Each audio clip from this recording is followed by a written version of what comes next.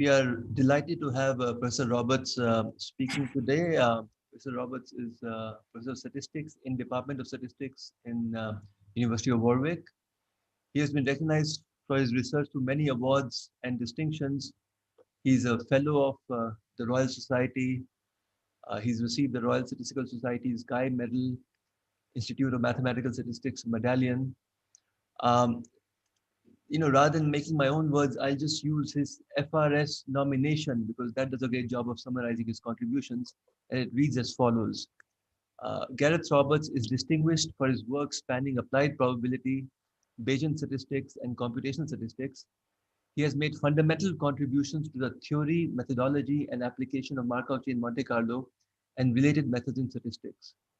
He has developed crucial convergence and stability theory, constructed a theory of optimal scaling for Metropolis Hastings algorithms, and has reduced and explored the theory of adaptive Markov chain Monte Carlo algorithms. He has made pioneering contributions to infinite dimensional simulation problems, including exact simulation of stochastic differential equations and inference in stochastic processes. His work has already found practical application in the study of epidemics such as avian influenza, foot and mouth disease, and I guess now in COVID modeling as well. In addition to all of this, he's just a great speaker to listen to. So we look forward to this. Today he'll be speaking on Monte Carlo fusion problem. So Gareth, the screen is yours. Thank you very much, Sandeep. It's a great pleasure to be here. Thank you very much for that very kind introduction.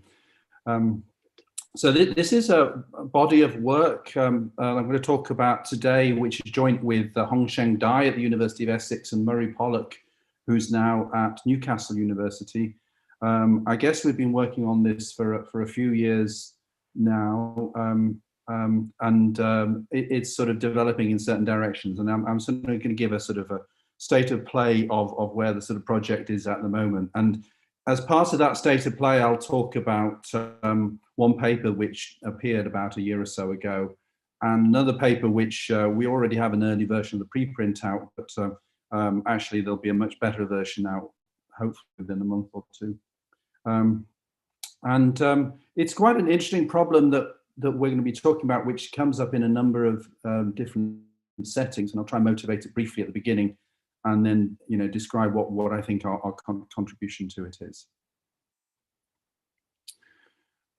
Okay, so the two papers which I'm going to basically talk about, I'll talk about aspects of both of these papers, are the Monte Carlo fusion paper, which, as I said, we published in 2019, and then the Bayesian fusion paper, which actually is not actually completed yet, but we have an early version of the preprint out on the archive if you'd like to see it, although as I said, there'll be a better version out fairly soon. And I'm going to sort of split things up into Monte Carlo fusion, talk about that for a while and motivate that, and then go on to the Bayesian fusion model, which is an attempt to bring the ideas of the Monte Carlo fusion and to make them more scalable and more robust to more complicated problems and larger problems of various types. Okay, so the problem is sort of simple to state, and it's a very common problem in sort of computer science and statistics today. We might be interested in carrying out some kind of inference. Well, it needn't necessarily be Bayesian inference, but for us, it's going to be Bayesian inference based on, I'm just going to change my, that's better. Yeah, based on combining subsets of the data. The data that we have for doing Bayesian inference may be perhaps separated onto separate cores for various reasons. I mean, one reason is that maybe the data set is so large that partitioning the data is inevitable in order to make it manageable.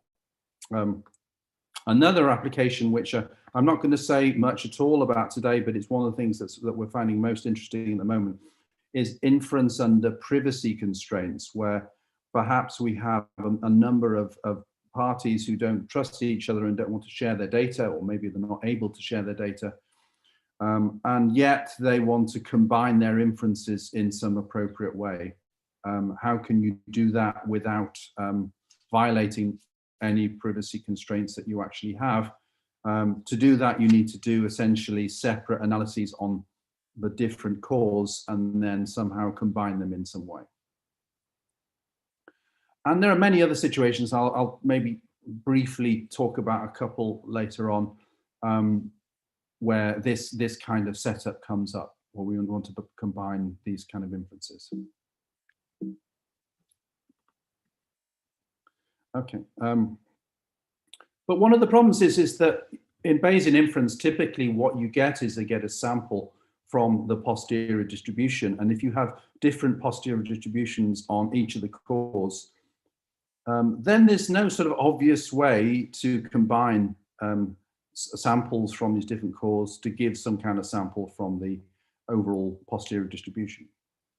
And there are existing methods. There's actually quite a literature out there now, but pretty much all the methods involve some kind of approximation.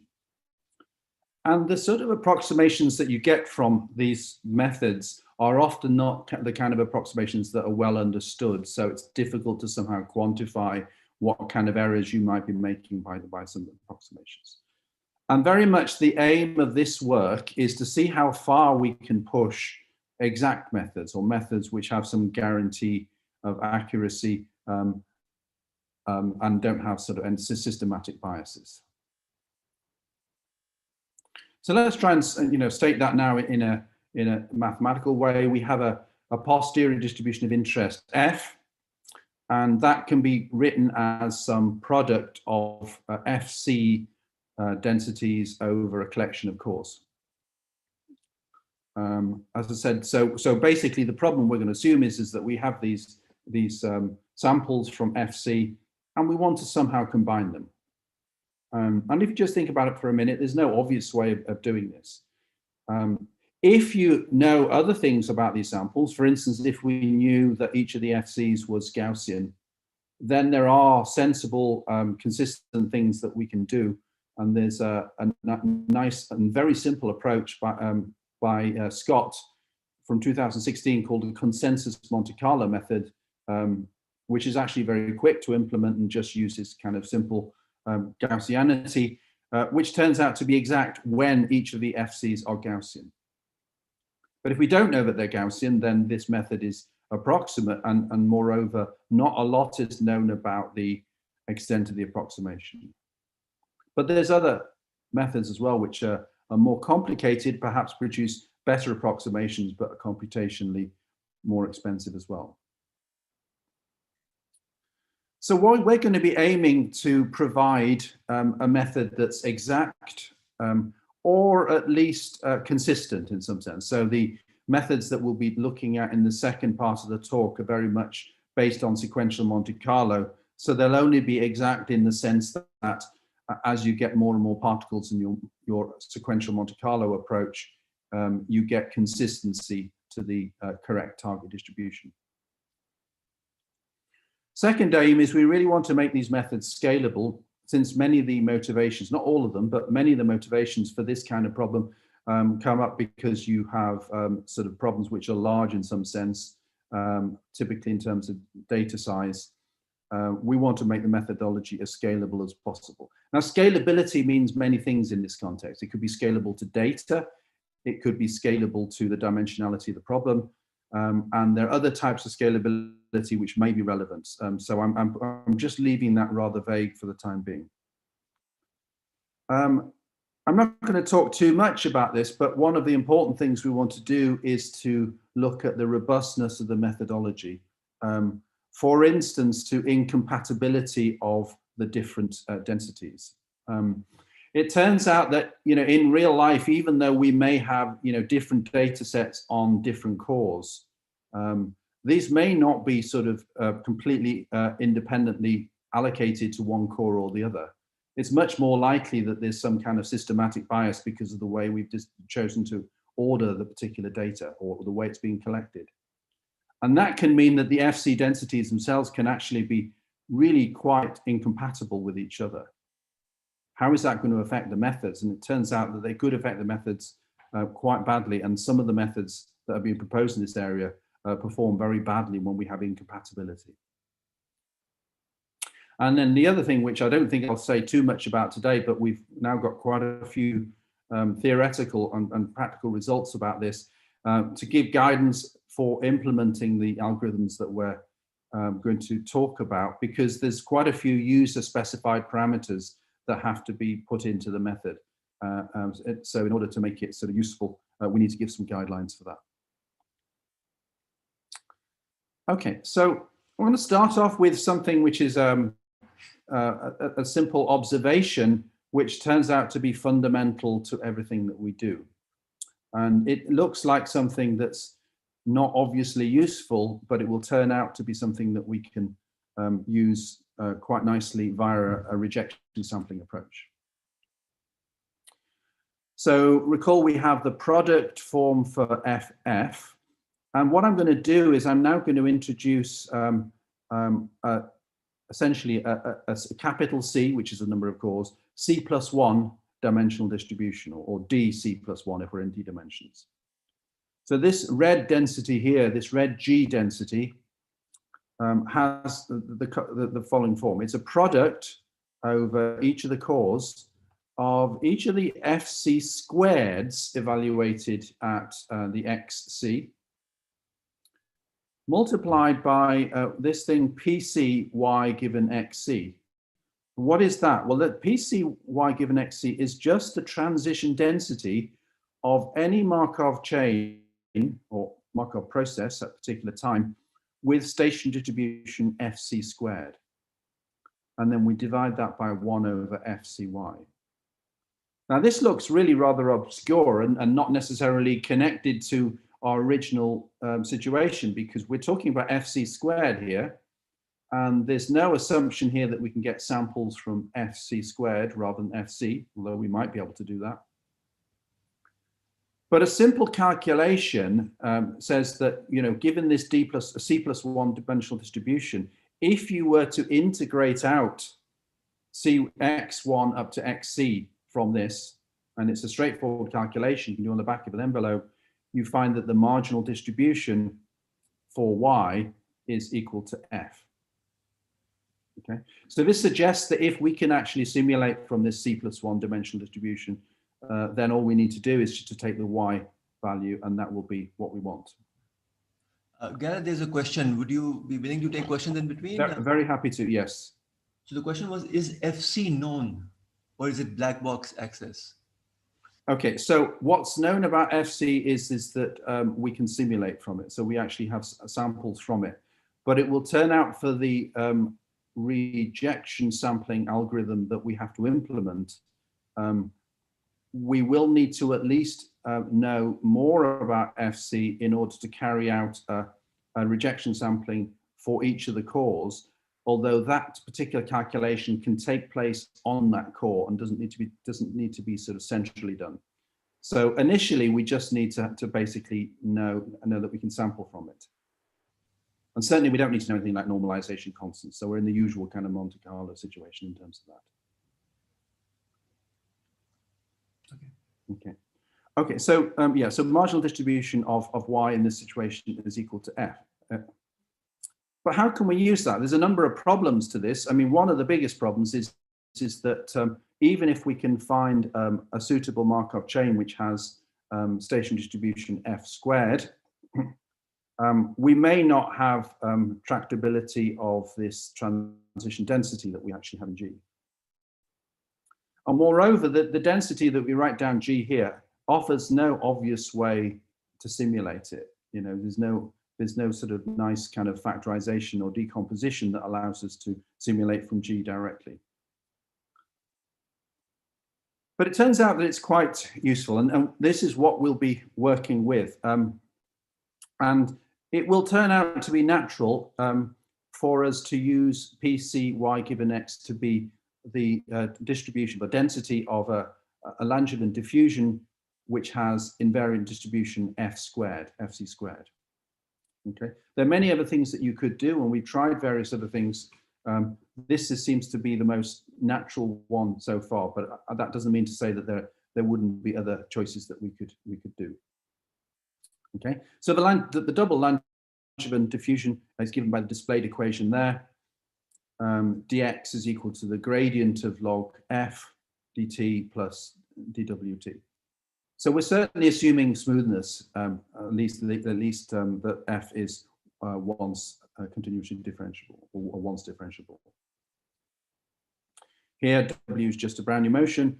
And of course, it's well known that an invariant distribution of this particular diffusion is equal to fc squared. And from now on, we'll just essentially assume that we're going to use a density of this form. But there's a problem with this because, of course, the transition density of a one-dimensional diffusion, we know a lot about it, but it's not explicitly known. So we can't just sort of plug it into a formula for G, for instance. But one advantage of PC is that we do have some very nice representations for PC. In particular, I haven't actually written it down here because it's quite a long formula and it will sort of come up later. But there's a very nice representation for PC known as the de Guinna-Castella formula, which expresses PC in terms of the expectations of a functional of a Brownian bridge.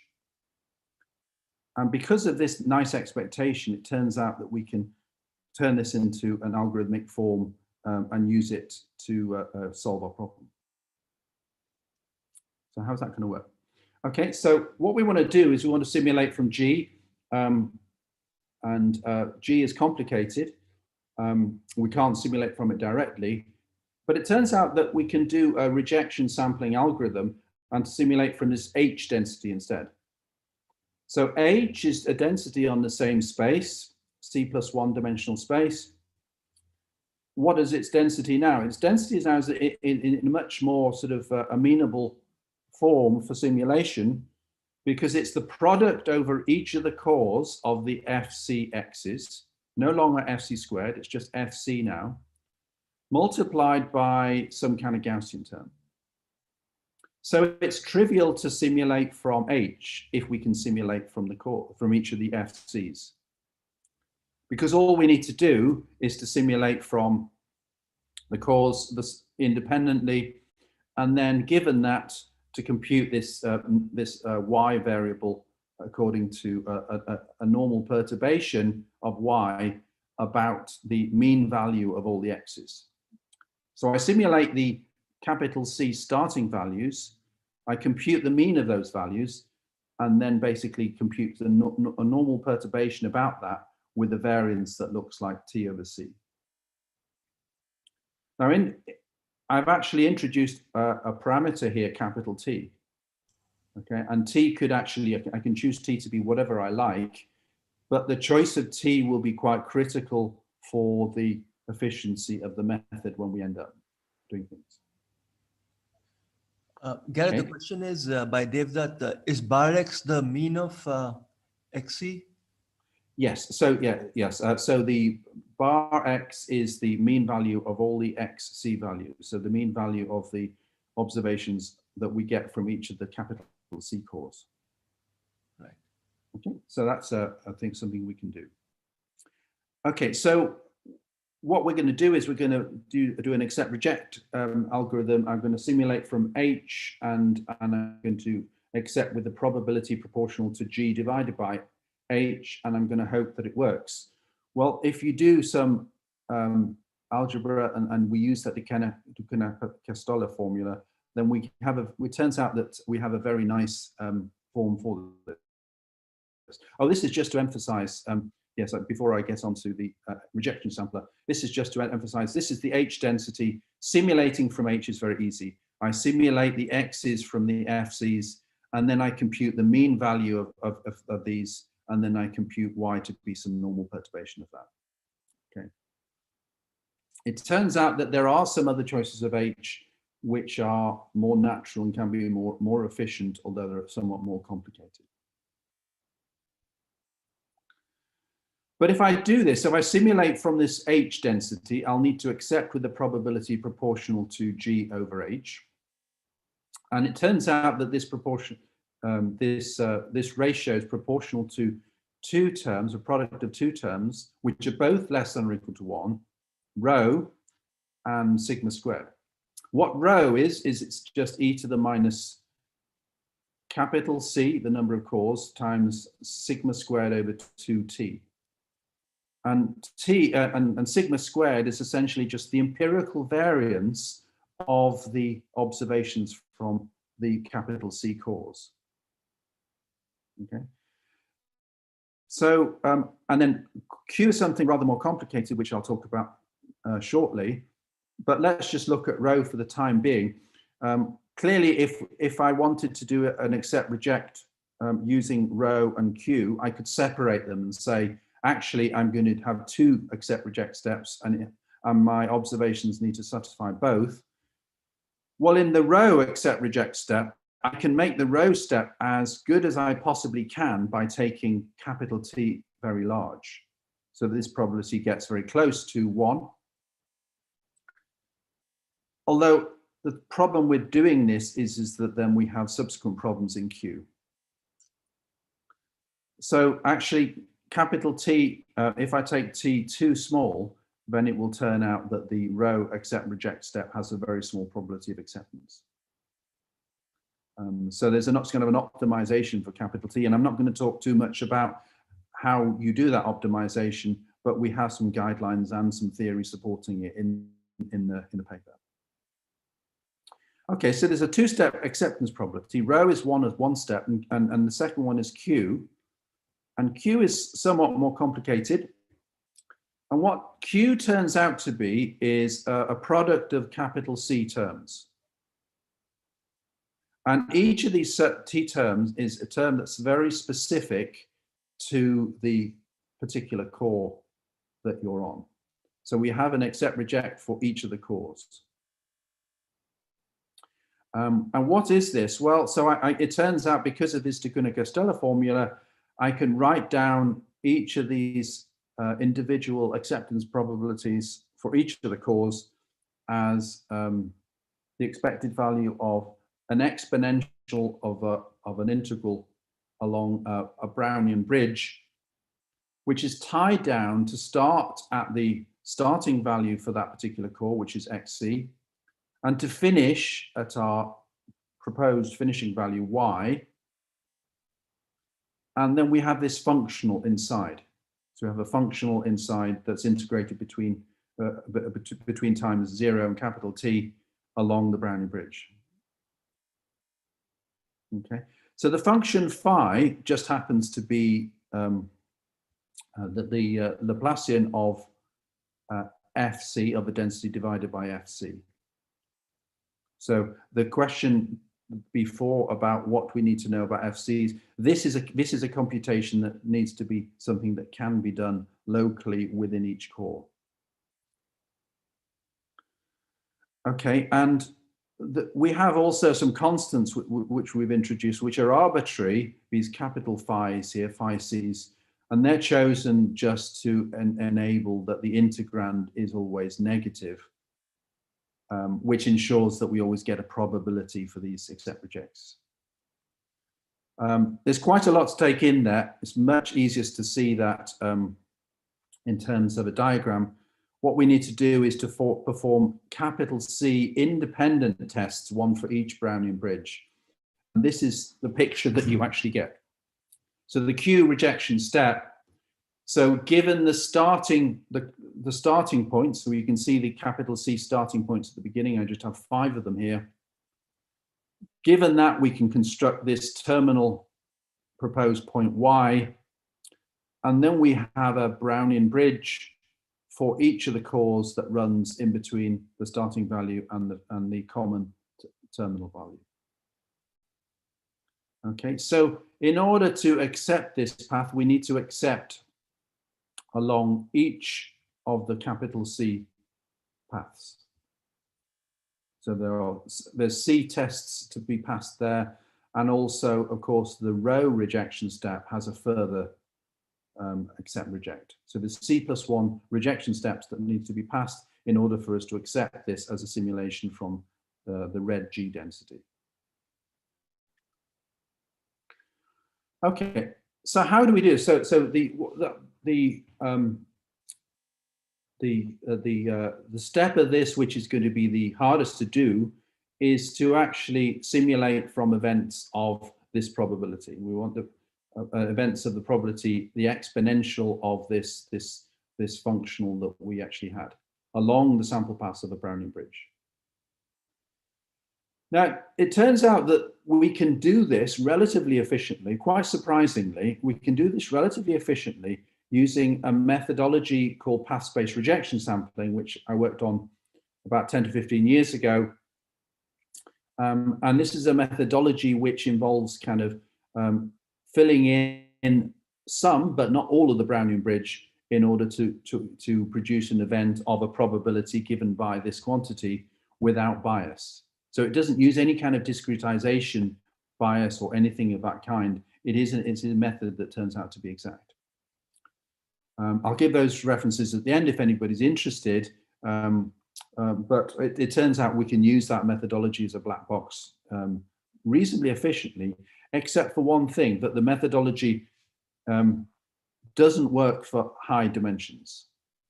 So the scalability in D for the dimensionality of the problem is something that's is a problem for path space rejection sampling.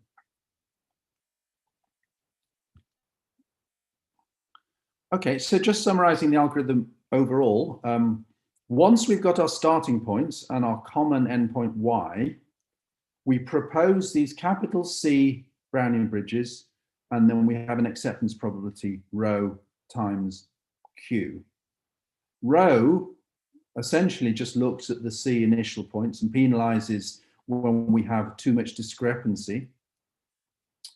And Q penalizes all the C trajectories according to some state-dependent hazard rate along the trajectory. And that uses the path space rejection sampling methodology. Okay, I'm just gonna, this is a very simple toy example, but I just wanted to sort of go through it just to sort of show what you might do. So this is a one-dimensional beta density, and I'm transforming it to the real line because these methods work best on the real line, and or in R to the D. So we get that density for X, and I'm just going to split it into capital C different densities just by taking the capital C root. So in this case, all the densities are identical. I can simulate, I can pretend that I can simulate from the FCs. In this particular toy example, actually simulating from the FCs may be even harder than simulating from F, but I'm assuming that I can do that. And I carry out the steps of the algorithm as described. And just to give some, the results of this, which I think are kind of interesting only because the sort of simple approximation, the consensus Monte Carlo method of which is very popular, really gives quite a substantial bias for this simple toy example. The Monte Carlo fusion method is given in blue, and the sort of exact, since this is just a beta density, we can do everything exactly, of course, is given in black, and they're obviously giving the same answer. So that's interesting because even in such a simple example, I mean, obviously it's not looking anything like a Gaussian density, but in this simple example, we're getting quite a substantial bias for a sort of off-the-shelf approximation that's heavily used. Okay, but we need to be very careful because this method is going to have serious problems in scalability. So the acceptance probability of the accept-reject steps can be very small, especially when capital C is large. Remember, we need to do a step for each of the cores, and also when D is large. We've also got this tuning parameter capital T.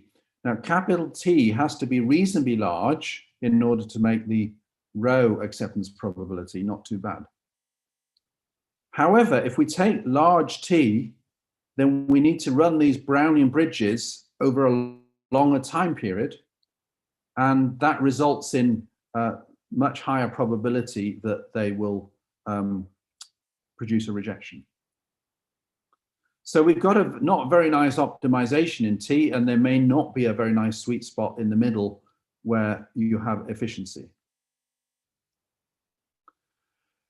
So it turns out that we don't have very nice robustness here. And one thing I haven't mentioned on these slides is another type of non-robustness, which is that if you have discrepant target distributions on each of the cores, if each of the FCs are quite different, then in order to make the row step reasonable, I need to make the capital T extremely large, and then of course that will produce further problems for the acceptance probability in the Q step.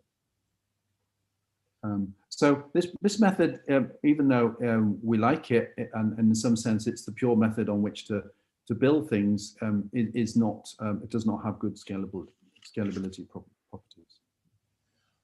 So Gareth, we have a question from Chaman. He's worried about the dimensionality issues. So is there a dimensional threshold? Example, this method can be reasonably good up to a dimension, may not be that good after the dimension. What is the criteria this is true? Yeah, so that's a good question. So certainly, I mean, if you have if you have a problem that's beyond, it's not as simple as a dimensionality issue, because it does depend an awful lot on the diffusion that we use and the shape of the densities that we have on each of the cores. However, for in its pure form, the path-space rejection sampler is not going to work well in dimensions bigger than 100. And I mean, really, to make it work, very well and be very efficient, we're talking about dimensional problems, which are probably sort of less than 20. So that is a sort of, that's a serious restriction, but it still allows you to do it still allows you to do an exact method in that case. Okay. I dare say there are problems in dimensions above 100 that we could do, and there are improved proposal mechanisms which don't use Brownian bridges but use other types of bridges which could be used in particular cases. But I certainly wouldn't want to advocate this as something that you'd use in very high dimensional problems. Okay, so our aim is to construct a more scalable version, at least for the problems apart from the dimension scaling, which, as I said, is something that there is an intrinsic bottleneck in the methodology. Okay, so this is again talking about the method we just talked about again, but we're just going to critique it further.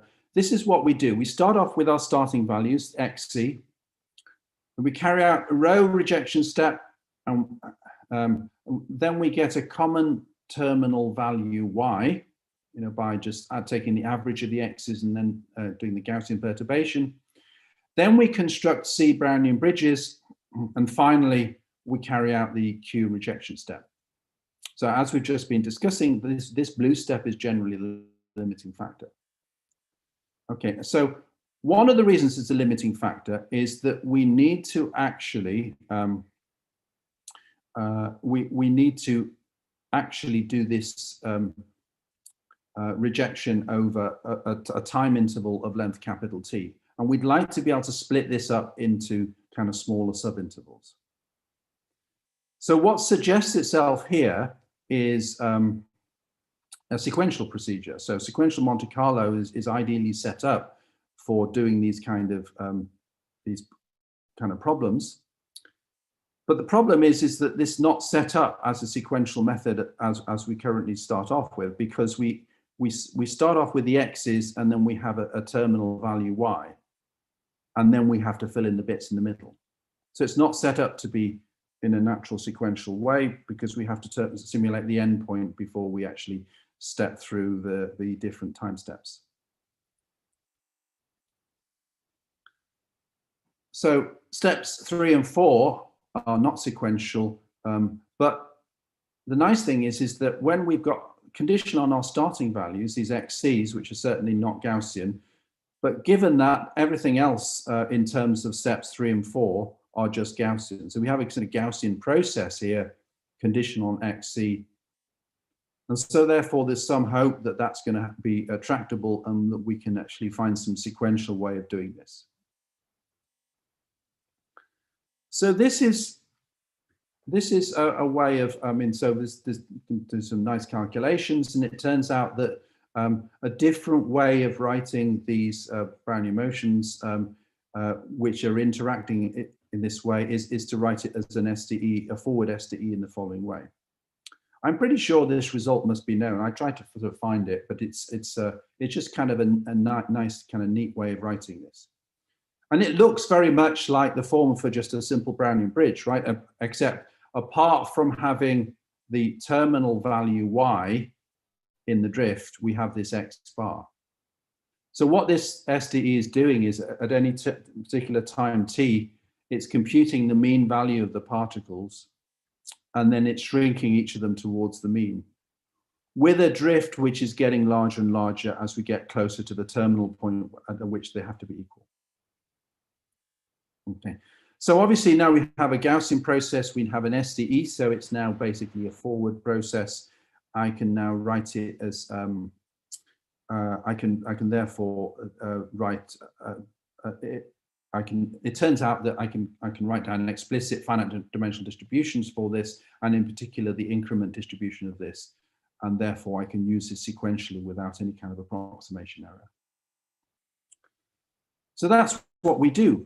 So we're going to therefore be doing things forward. We're going to be, if I go back to my previous slide, essentially what we're going to be doing is we're going to be combining steps 3 and 4 into this common forward SDE approach, and then we're going to be constructing a sequential Monte Carlo procedure as a result.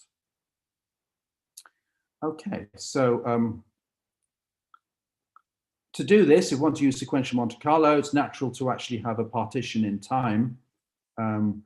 And choosing the right partition is, again, something which involves some tuning parameters, which you have to be careful about, otherwise the algorithm will become pretty inefficient.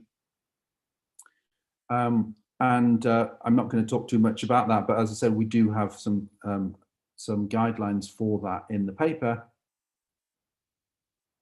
But for now, just construct some kind of discretization of time.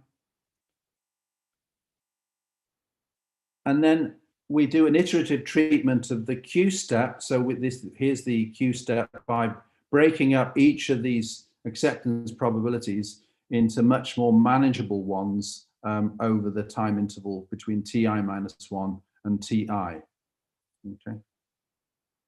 And then the nice thing is that we can use path space rejection sampling, except not using it in the rejection sampling way, but use it in a weighted sequential Monte Carlo way, to put this into a standard SMC framework in order to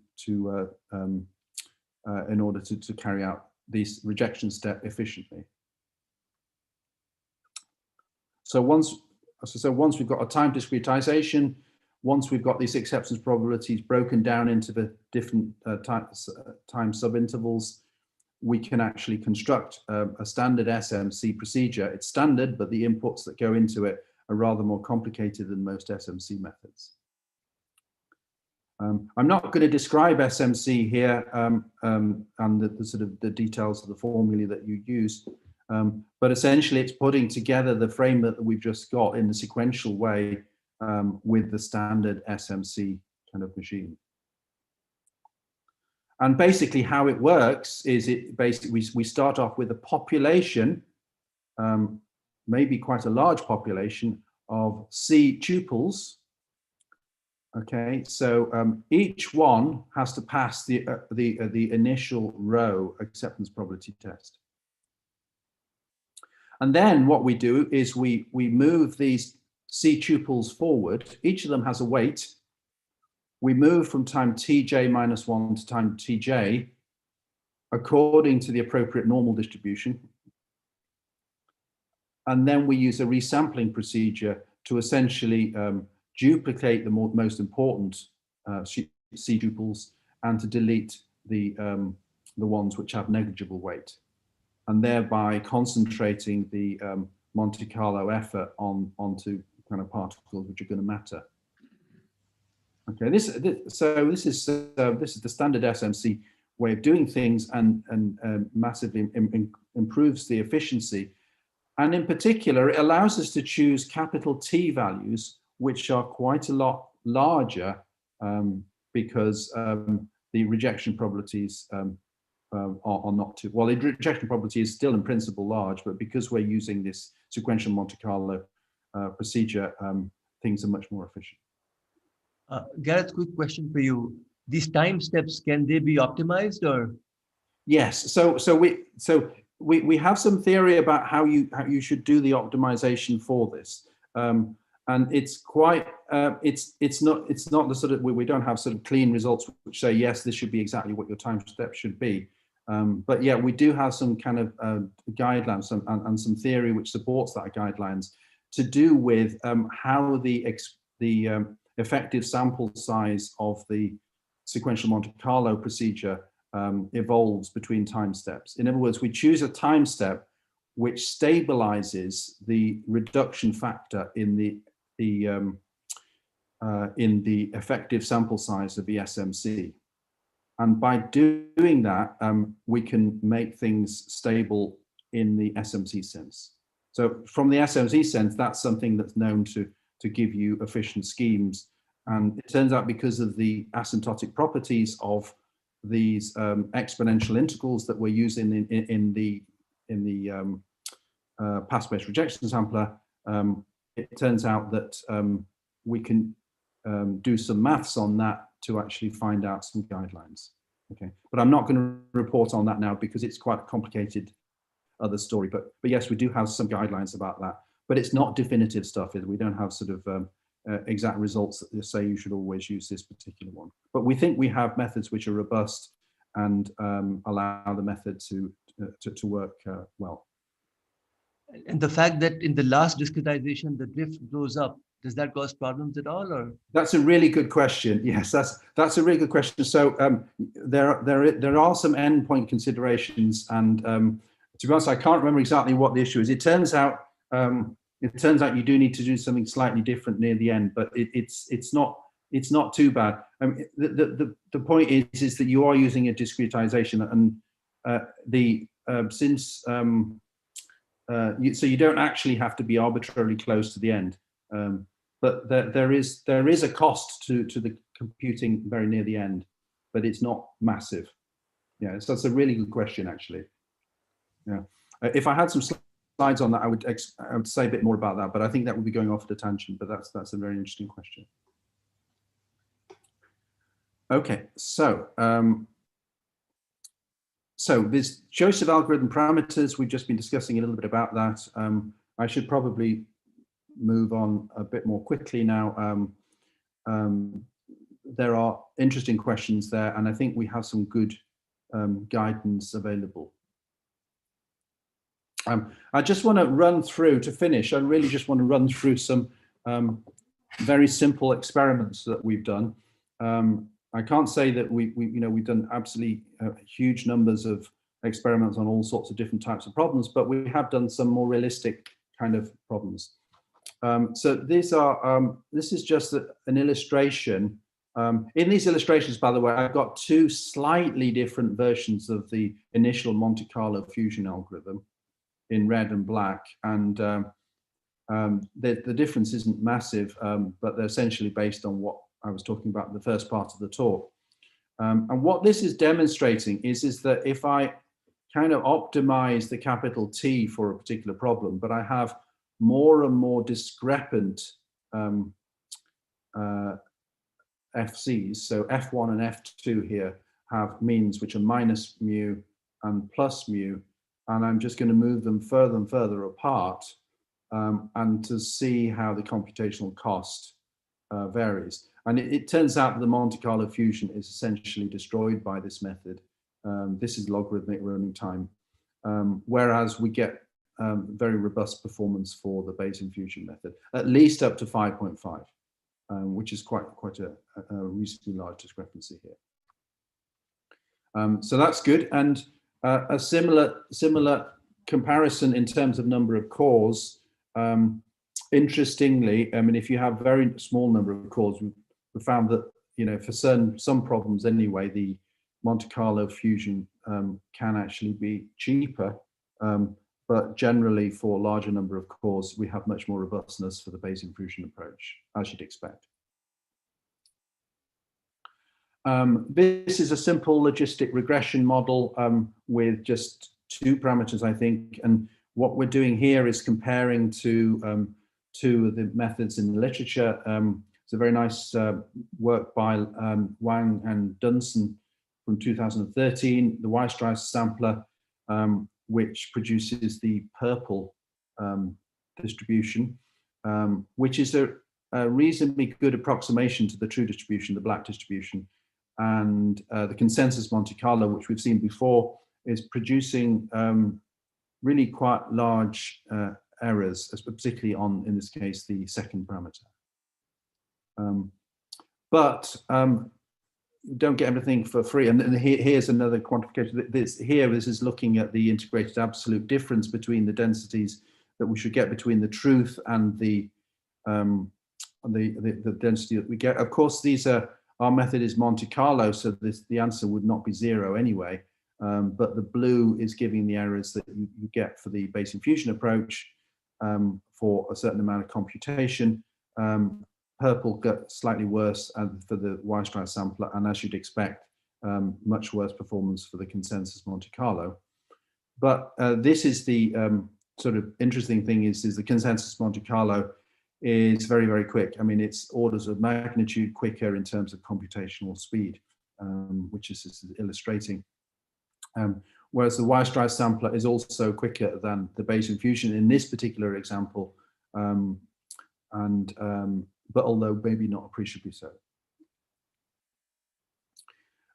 This is on a real data example, which is again a logistic regression, and there's just 4 of the parameters. We're seeing a similar story here. It's interesting. I mean, the method that we have seems to still sort of hug the true density. Since we're using a sequential Monte Carlo approach, of course, our method is not completely unbiased, and it's only going to be consistent as we get a large number of particles. And there is a suggestion that there is a slight bias even in the Bayesian fusion approach here. Again, I can do similar things in terms of the error analysis, which just confirms what we've seen.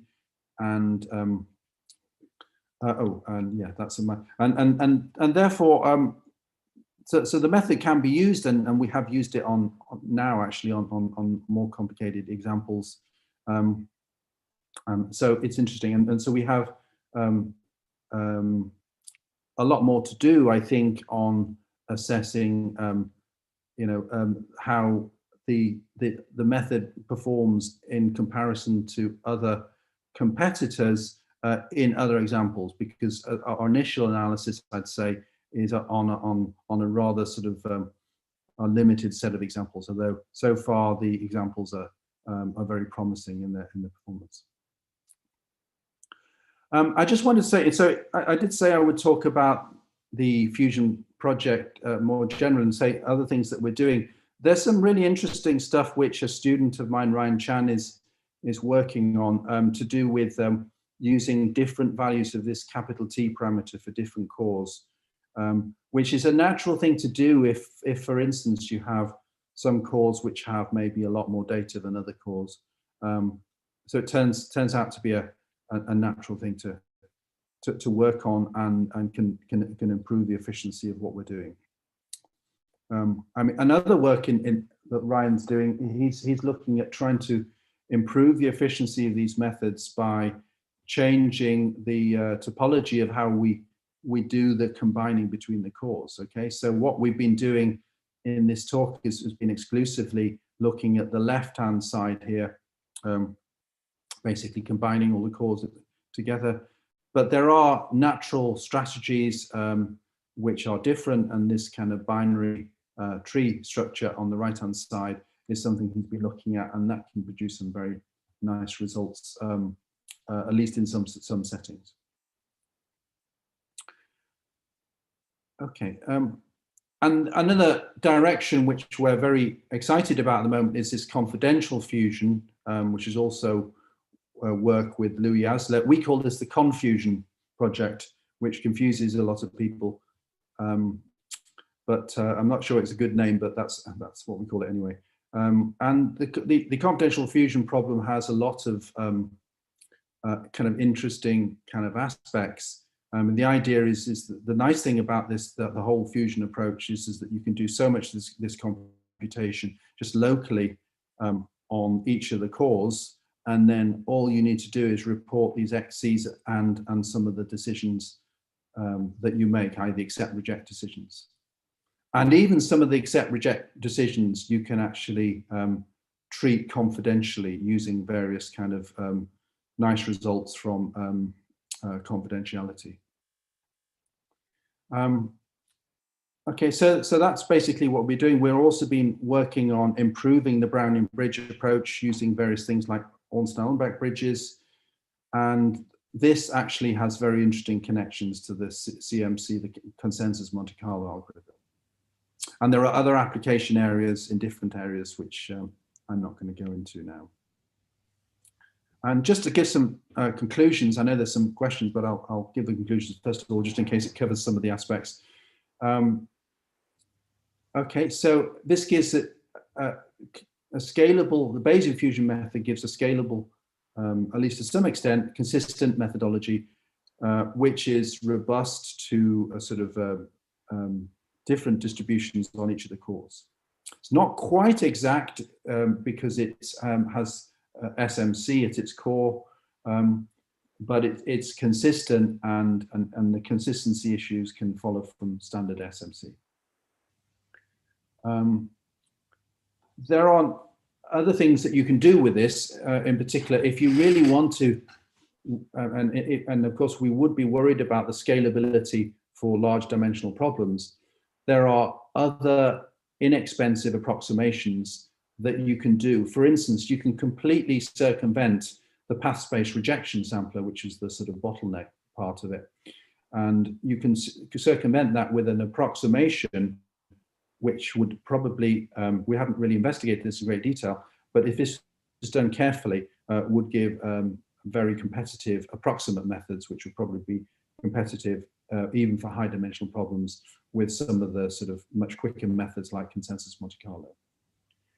We have a sort of theory for scalability which is being developed, and we have quite a lot of results of this already, which will appear in the paper, which we hope to have out within a month or so. I have mentioned already that the path-based rejection sampler is the limiting factor really for the methodology. And one thing I didn't say in the answer to the question before, there is a sort of a result to say that path-based rejection samplers should be order d squared in dimension d. So it's not impossible to hope that, you know, sort of it could be pushed to problems which are in dimensions bigger than 100, although we really haven't sort of gone there yet. But this is that result about order d squared involves optimization of the path space rejection sampler and optimizing all its parameters and everything working nicely. So it's feasible that we might be able to do things in somewhat higher dimensions, but certainly not in ultra high dimensional problems.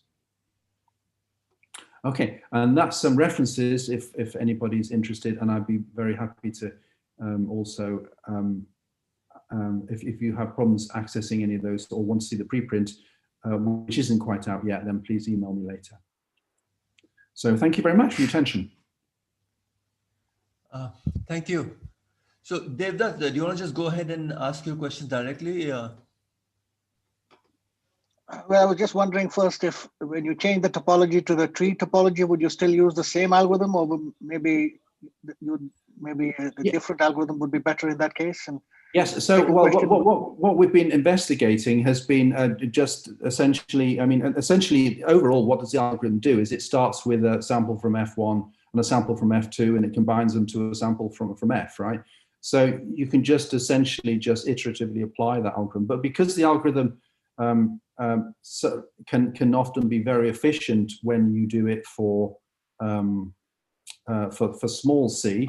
And also the other things you can do is you can sometimes clump together the different cores which maybe have more similar densities, if you see what I mean. So you can make F1 and F2 more similar than F3 and F4.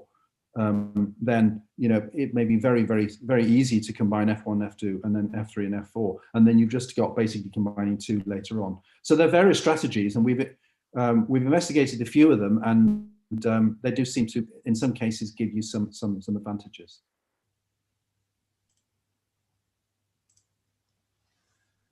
Okay, any other questions?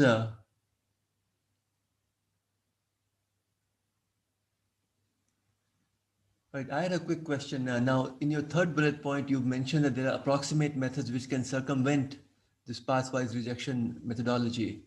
Do they scale well with dimension, or do they also have dimensional issues? So the purpose of those methods would be to completely circumvent the dimension. I don't think essentially what the path space rejection sampler involves having to do this rejection sampler on the very high on the d-dimensional space, there are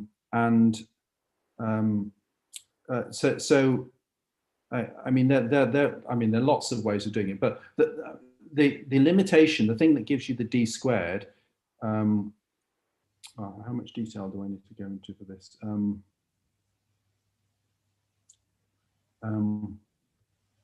There's a step in the path space rejection sampler which is order d squared, and that could easily be made much easier using just a much simpler approximation. It's essentially just a step which simulates from a d-dimensional density which has some connection to the. I can't. How do I explain this? Well, the simplest version of that answer is just to say that there's all sorts of approximations that you could do, and the simplest approximations will certainly be scalable in dimension.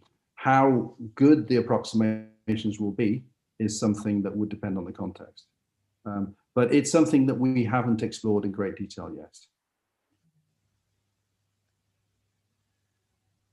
Okay, so if there are no further questions, then let's thank the speaker for a very nice talk. Thank you, Gareth. I'll just clap on everyone's behalf.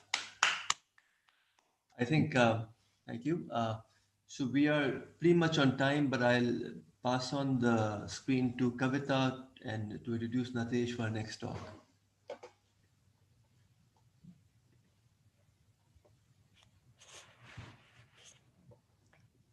Thanks to Gareth again. I'm really happy to listen to your talk. And the next speaker will be Natesh Pillai, who did his PhD from Duke in 2008. Sort of bridges all the other speakers because then he spent some time at Warwick, and then now he's a professor at Harvard in the statistics department. So Natesh, I'm wondering whether you have your screen share, and so he'll be talking about other aspects of Hamiltonian, Monte Carlo. Yes. Please, over to you, Natesh. Yeah, thank you. So Natesh, of course, has worked on a variety of topics, including, sort of covariance matrix, statistics of random matrices, and as well. And today he'll be talking about sort of MCMC methods for, I guess, computationally intensive models. Thank you, Natesh. Thank you. People can see the screen, Kavita? Yes. Okay. Yes. Firstly, thanks so much for the invitation. Maybe I'll just take a minute for the background. I grew up in Kerala. I went to Chennai for college. I've been to Bangalore several times, but not to the institute. So next time I'm in India, I'll definitely stop by. It seems like an amazing place. The other thing is that, yeah, it is the preceding speaker and the next speaker are two people I've studied probability with. With Jonathan Mattingly, I studied at Duke when I was a graduate student, and I've continued to work over the years. And Gareth did my postdoc with, so it's a really nice coincidence. I have been working on many aspects of Markov chain Monte Carlo, and especially in the last few years, I've been interested in the mixing times of discrete systems. But today I thought I would just, because this theme was an applied probability, I thought I will just talk about a set of problems that was motivated by working with engineers. They had a problem to solve, and we really had to invent methods. And you can really see, hopefully you'll see how applied probability helps us truly solve problems in this, in which it was not easy to implement some of these algorithms before. All right, and this is collaboration with these set of colleagues. Most of them are in MIT, and Aaron Smith is an amazing probabilist. This is hello, Natish, Professor. Could you please make your full screen? It's not full screen. Yeah, let me just see. Just go to view and make it full screen or presentation mode. Thank you. It should work. We are recording this talk, that's why I just wanted. Yeah, that's fine. Okay, does this work? No, it's not yet on full screen. Very strange. Maybe you could just get rid of your left boundary. Yeah, 1 second. This should work.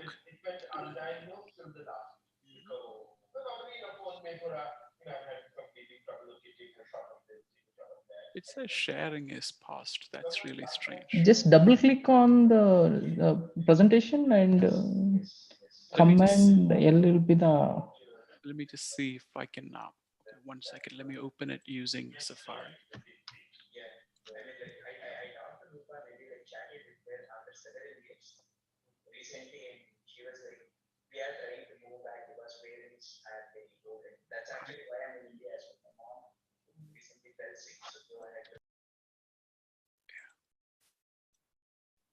Okay.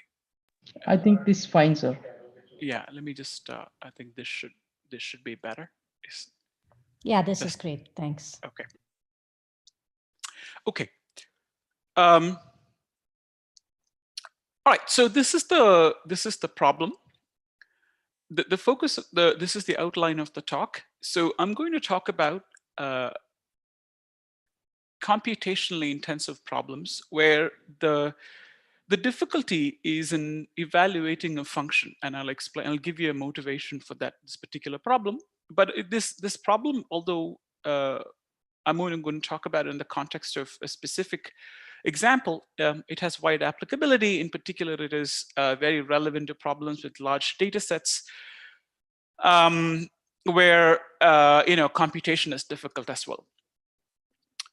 So the theme is that these are MCMC methods, Markov chain Monte Carlo methods, are extremely useful but time consuming, and also equally interesting and challenging is their design, right? To have algorithms that run on time.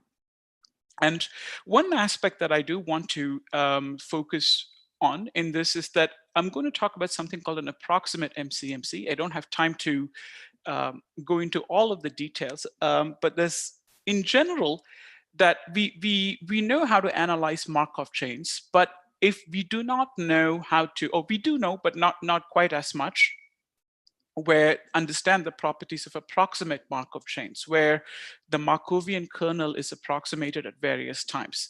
I know this has been an active area in the last several years, including the next speaker who's done a lot of work on this, but still so much more work should be done because it's immediately connected to applications. Again, hopefully I'll give you a glimpse of what I mean by this in my example. Okay, so here is the outline. I'll start with a motivating example from a computer experiments, and then I'll review what was known before our work, and then I'll explain our work in this. Again, please feel free to stop me midway for questions. So here is a motivating problem where Yusuf at MIT was studying. So what people were interested in is this example. This is an example of ice sheet dynamics in Western Antarctica, right? So we know that ice sheet is melting. And in particular, this is a photograph. You can really see that, and this particular place is something called Pine Island Glacier. Yeah, it's around here in this left part of the map. Let me just see if I can draw pictures. Okay, so it's on the western part of Antarctica, and here is and what people wanted to know is are the following questions, right? This is the interface of the glacier and water, and they wanted to know how readily is heat absorbed by ice, and how much mixing occurs in the ice-ocean interface. Can we infer these parameters to calibrate our models? These are the questions they were interested in. Okay. Now, how did they get these? How do they solve these problems? Well, these were they were using a simplified form of the Navier-Stokes equation, and it's quite complicated to solve. In fact, people write their PhD thesis and solving this one instance of this equation using very sophisticated finite element methods. And as far as I'm concerned, I treat this as black box, right? Where as a statistician, what I consider this is that given the initial parameters and the data, the equation can solve, right? But other than that, I don't know anything about the equation. I don't know how it is solved. For me, I consider almost as a black box. Okay, so now let me explain the problem. So what, by the way, and this is a huge area generally known as data assimilation, where how do you combine with scientists can try to combine physical models with data and to have statistical models that basically do not ignore the underlying physical model and still do inference and get parameter estimates.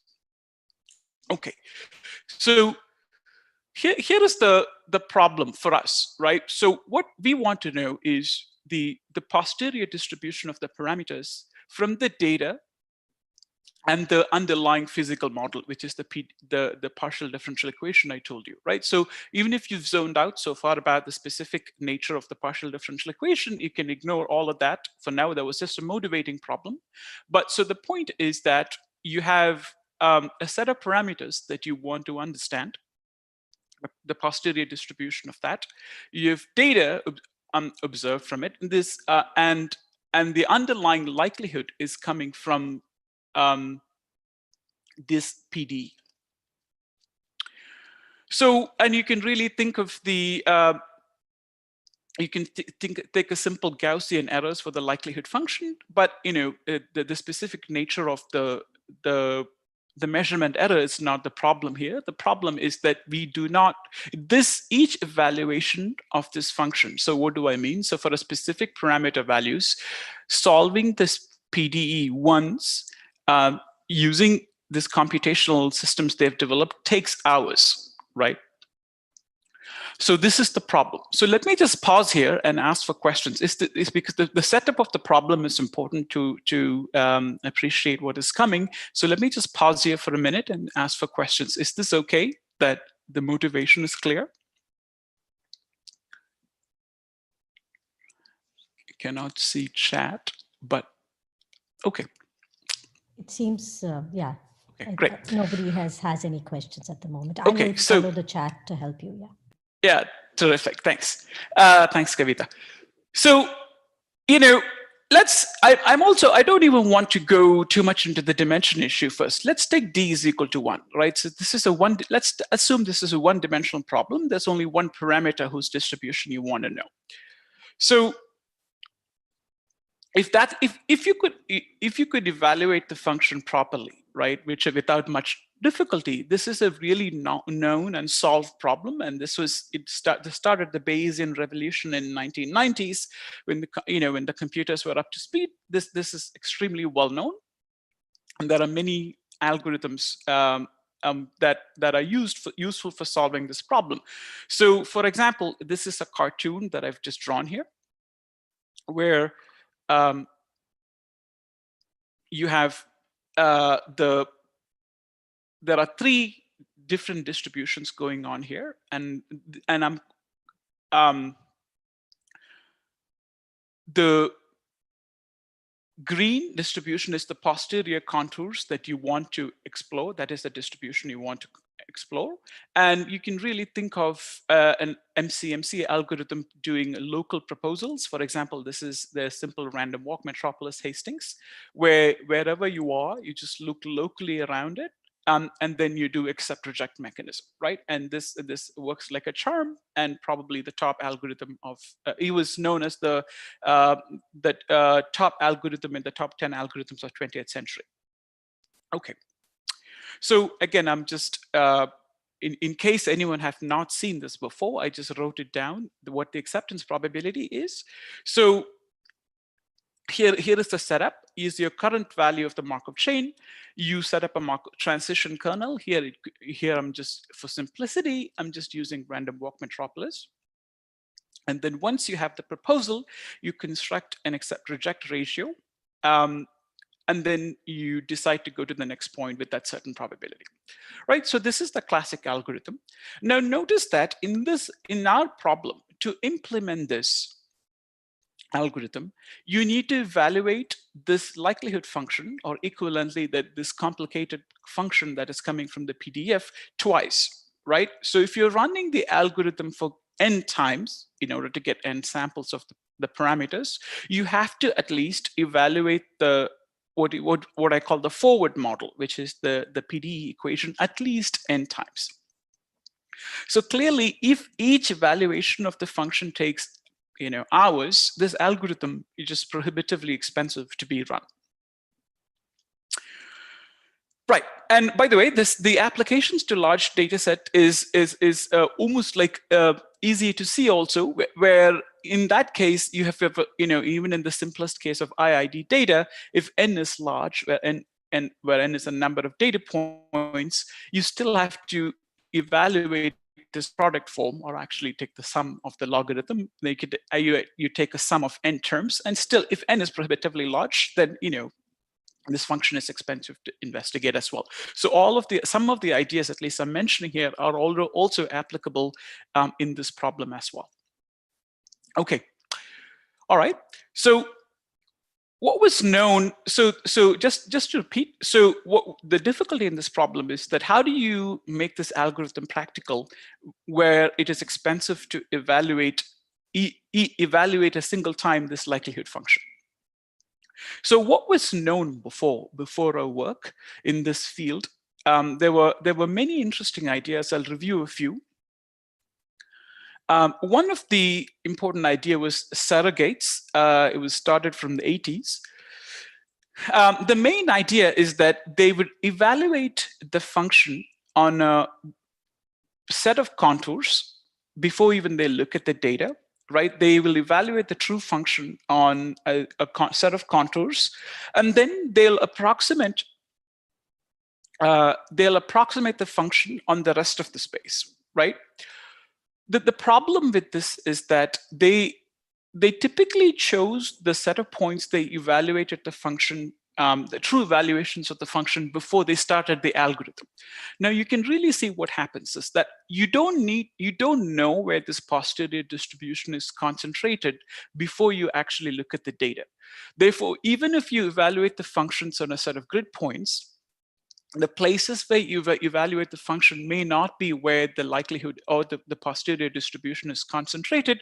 Therefore, you might not be able to approximate well, right? Where you will approximate the function in places that you do not care about, and you do not approximate the function well in places that you actually care about. But this is a very important idea. And the next came some more prior work on this, which is that, well, the problem with what this was is that, well, you don't know where the mass is concentrated before you look at it. So any approximation a priori does not solve the problem. All right. So what next came, but this is a relatively still recent, maybe like 80 years ago or so, where what people did was, well, you run the algorithm for a while, and then you figure out where the approximation, where the function is roughly concentrated in.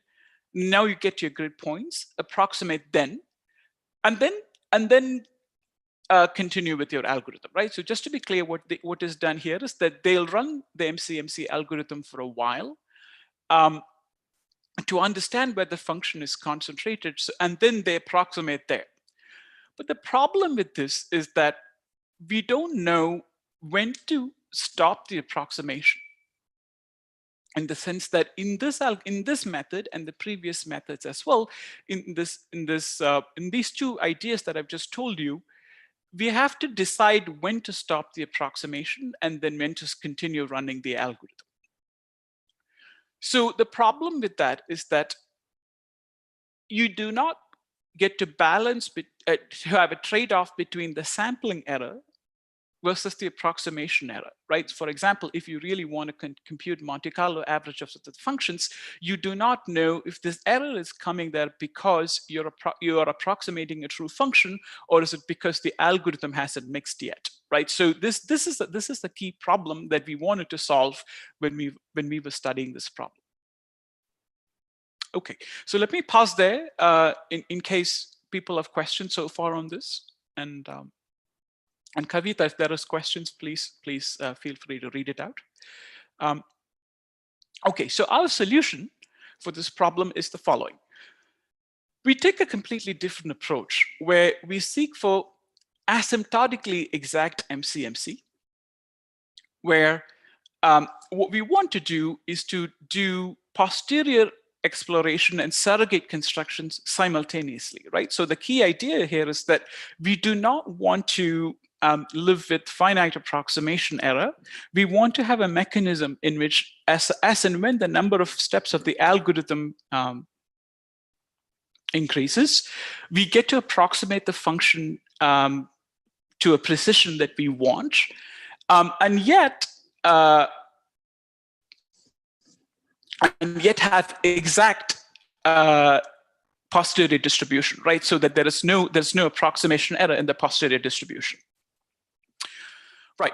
So this is the goal, is to basically not have finite approximation, but have approximation, to have a method that you can have infinite refinement of the target function, but yet not evaluating it every single time when we want to take a step of our algorithm, right? This is the goal.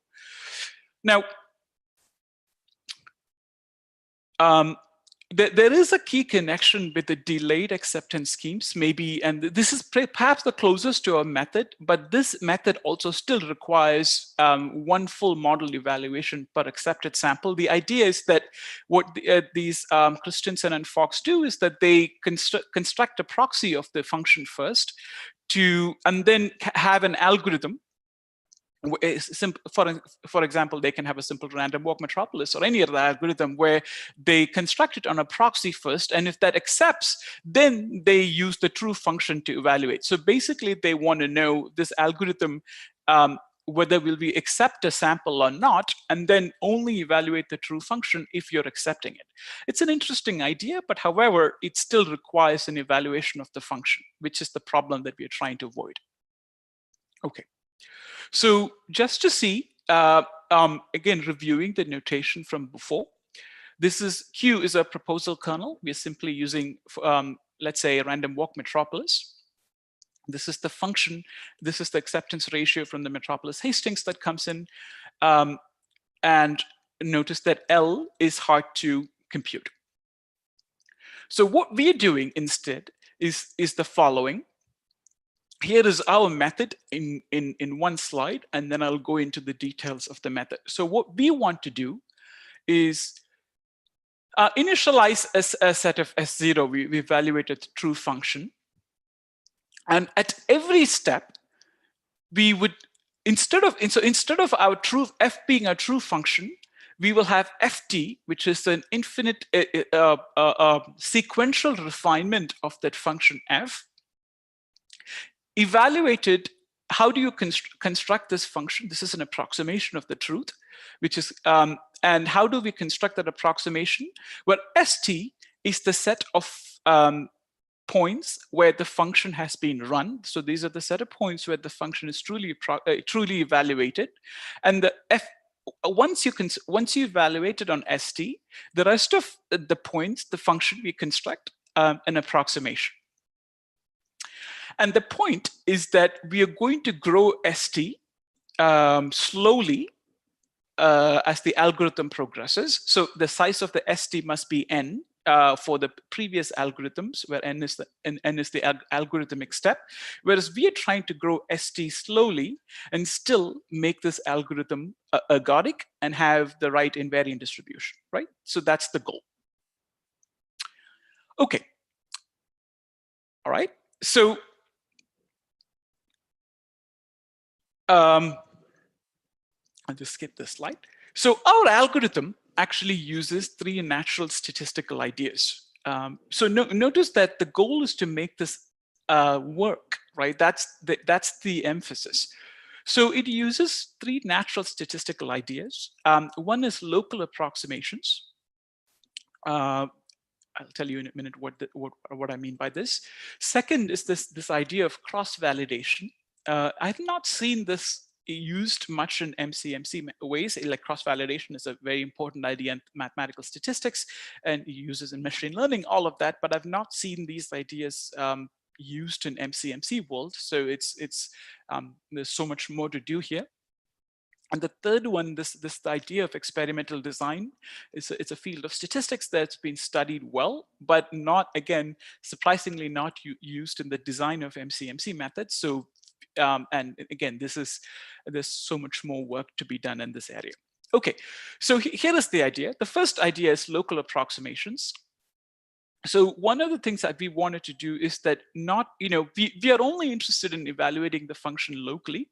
Therefore, given the set of points that we've already evaluated the function, the true function on, we constructed a simple local approximation. And there are many methods in statistics that we know in other, not just in statistics, but also in optimization. We use this local regression idea where you can use a simple quadratic regression, which would roughly require order d squared points so that the problem is not underdetermined, and then you can construct an approximation pretty easily using a simple regression procedure. So the advantage of this local regression is that this has big literature in derivative-free optimization. You notice that we're not computing derivatives at all for computing computing this approximation, just only the function evaluation at true points. But it turns out that if the true function is smooth, we not only can we approximate the function well, but we can also approximate the derivatives well, and that's super important for us, because here in this talk I'm only talking primarily about random walk metropolis, but you can also construct other proposals such as Langevins, etc., where the proposal has a gradient of the underlying target density. Therefore, if you also get to approximate the gradient well, then that's just 2 for 1, and that's extremely useful. And this is really easy to implement. There are software packages in R, Python, etc. This will just do this for us pretty easily. So what we do is, just to be clear, so what is in this approximation step, what we do is at every point that we want to evaluate the function, if we choose to approximate, what we do is we go around in a radius of R, so that we get about order d squared points where the true function has been evaluated. And then once you found order d squared points of the true function evaluation, you just construct an approximation. So what happened is that in the initial run of the algorithm, when you actually find, when you have to go find points, order d squared points, you have to go really, really far, because you haven't evaluated the function in that many points, but the algorithm goes on. You don't have to go very far to find the function that is truly evaluated on a set of points, right? Okay, so that's number one. Step two is this cross-validation. So let me explain what this idea is. So okay, so at every step, you have to decide, are you going to evaluate the function, the true evaluation of the function? Are you going to approximate? So what we do is that, of course, if you want to have an infinite approximation, you have to evaluate the function infinitely many times. There is no way around that, right? There's no magic there. So, but what we do is that we choose at every step, with a small probability beta t, we choose to evaluate the function truly, right? So we actually compute the PDE and bear the computational cost. The rest of the time, we approximate. And we also choose this beta t. Let's say beta t is equal to 1 over t, so that the summation of beta t is infinity. So we do know that by Borel-Quintelli that you will evaluate the function infinitely many times. It's actually also one of the places where I have actually used in Borel-Quintelli in an application, and that's crucial. That Borel-Quintelli is crucial for this to work, right? So you can really choose beta t to be any slowly growing sequence which sums to infinity, and by that, but because it sums to infinity, we'll know that we'll eventually evaluate the true function infinitely many times. Okay. The idea of cross-validation is the second part of this step, which is that you want to know notice that as the better the proposal and better the design of the algorithm, the better the ergodicity properties of the algorithm, right? So that's why the design is important. So the way we are doing cross-validation here is that we want to know how good this approximation of this function is, right? So in case we should decided to not evaluate the function, true evaluation of the function, and in case we actually do approximation of the functions using the previous algorithm of the local regression, we still want to know how good our approximation is. So what we do is we remove one point. Let's say we're using d-squared points to compute the approximation. We remove one point at a time and construct the approximation using the rest of the points. And so we have two different acceptance probabilities. One is the acceptance probability computed using the approximation of all of the d-squared points. And the alpha I plus is the acceptance probability that is computed by the approximation using all but one points. And the idea of cross-validation says that these two numbers should be really very close to each other. The point is that if this is not really close, let's say alpha I plus is substantially different from alpha, that means that this point I is unduly influencing the approximation. And in particular, the approximation could be bad because it's mainly influenced by one point, right? So this idea of influence is really a classical concept in statistics, for example, in regression and other problems where if you're running a statistical procedure, you really want to know if is there a particular data point that is unduly influencing your procedure, or the variation is coming from all of the data points. So that's what I call cross-validation. And the third one is experimental design. Again, it has connection to optimization, right? Where in case we decided to evaluate the true function, we still have to decide where to evaluate it, right? So one natural candidate to evaluate the new true function is where the new point is proposed by the algorithm. That is one way. But other ways is to think about how do you sort of space out your points of approximation so that the approximation algorithms give you a really good answer, right? So this has connections to space filling design, where and the maxi-min designs, etc., where classical optimization and statistical theory tells us that if you really want to know where are the points you should evaluate a true function to approximate, well, there are designs that naturally tell you where to do that. Again, I'm not going to go into that, but there are software packages that tell you how to do that pretty quickly. So those are the three methods. Let me just quick review these three methods again. So the idea is the first one, you use local approximations and use the derivative-free methods that approximate the function well. The second one is that using this Borel-Cantelli idea, you can you get to evaluate the function every once in a while, and the rest of the time you approximate. And the idea of cross-validation basically tells you that how good is the approximation? Is it really be influenced by a single point or a group of points, or is it actually uniformly influenced by all of the data points? And the third one is the idea of design, where you get to decide where do you evaluate the true function, right? What is the most optimal way to do that based on what you've seen so far? Okay. Now, and now comes truly, okay, well, the algorithm seems like it makes sense, it's natural, but now we need to go back to the mathematics and say, well, does this really work, right? So what is the problem here? The problem here is that notice that this chain is not really Markovian. Why is that? Why is that the case? This is because you are using successive approximations, and the successive approximation, the approximation at each step will depend on the previous steps, because in the previous steps we are approximating functions and we are doing random walk proposals. So where the chain really, the trajectory of the chain really depends on not just the immediate value, but all of the previous values.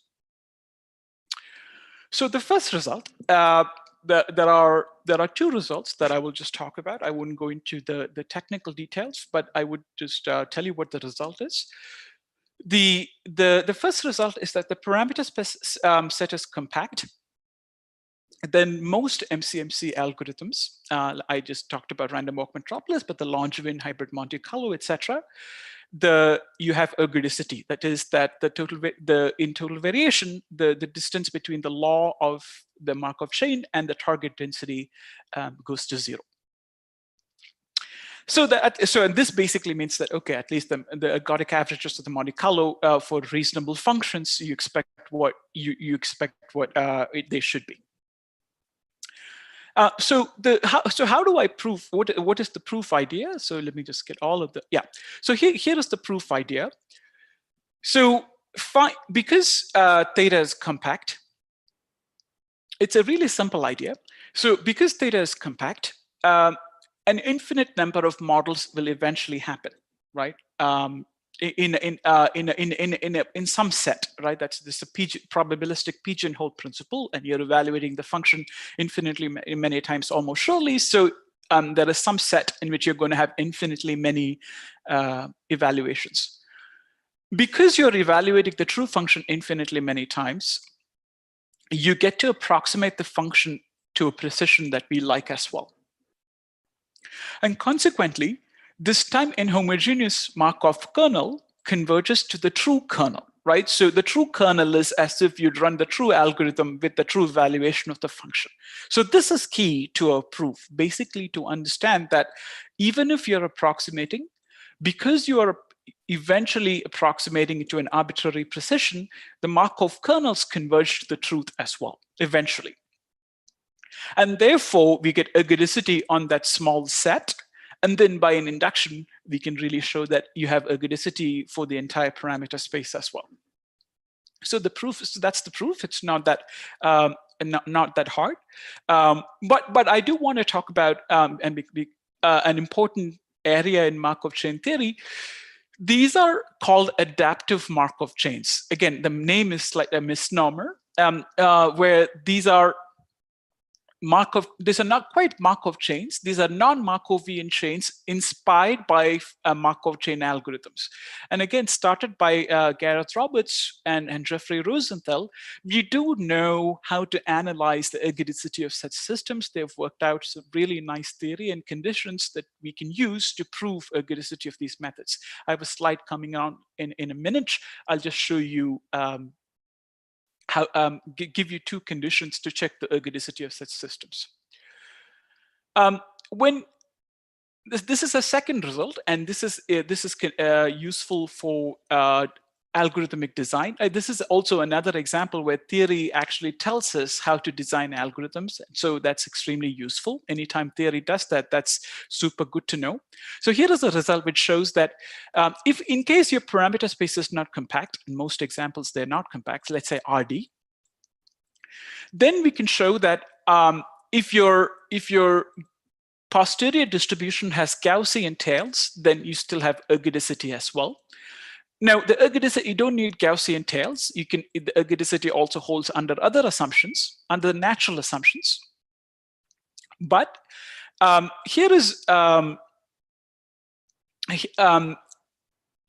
proof is more involved, and it turns out that theory tells us that you cannot really do the approximation arbitrary, right? So this is where most of the meat of the algorithm is, that you have to really respect the underlying dynamics of the Markov chain while you construct the approximations. Why is that? Well, we know that for any Markov chain, in order to have ergodicity, there needs to be a natural mechanism that must be built in, so that if the algorithm is exploring the state space at the infinity, there is a natural way it contracts and comes back to the center of the state space, right? And typically, even to prove ergodicity in these settings, we use Lyapunov functions. And the point of Lyapunov functions is specifically to identify the mechanism that makes it comes back to the center. It turns out that if you do not do the approximation carefully, in particular, if you do not respect the Lyapunov function of the underlying Markov chain, the approximation can mess up so that you don't have ergodicity. In particular, you don't even have recurrence, right? So the theory tells us that. So it's important to know that when you design these algorithms, that it's easy to mess it up and it's easy to lose ergodicity. Okay. Yeah, and we have simple examples, again, as informed by theory, which tells us that you do not have ergodic chains. Yeah, this is a slide I wanted to talk about adaptive MCMC. So people who are interested in this, the classic example, it started with Hariu et al., where remember that if you're running a simple MCMC, let's say a random walk metropolis algorithm, you want to know, let's say, suppose you want to propose from a Gaussian distribution with mean mu t and variance sigma. One way to compute the proposal mean and sigma is to take the empirical mean of the Markov chain to be your mean, and the empirical covariance matrix of the Markov chain so far to be a covariance distribution.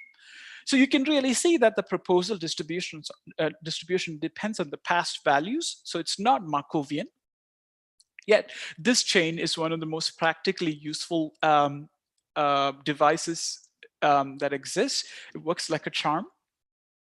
And again, Gareth Roberts and Jeffrey Rosenthal in 2007 worked out a set of conditions, basically two conditions. One is called containment and another one is diminishing adaptation, and shows that if you could verify these two conditions, then you can show ergodicity.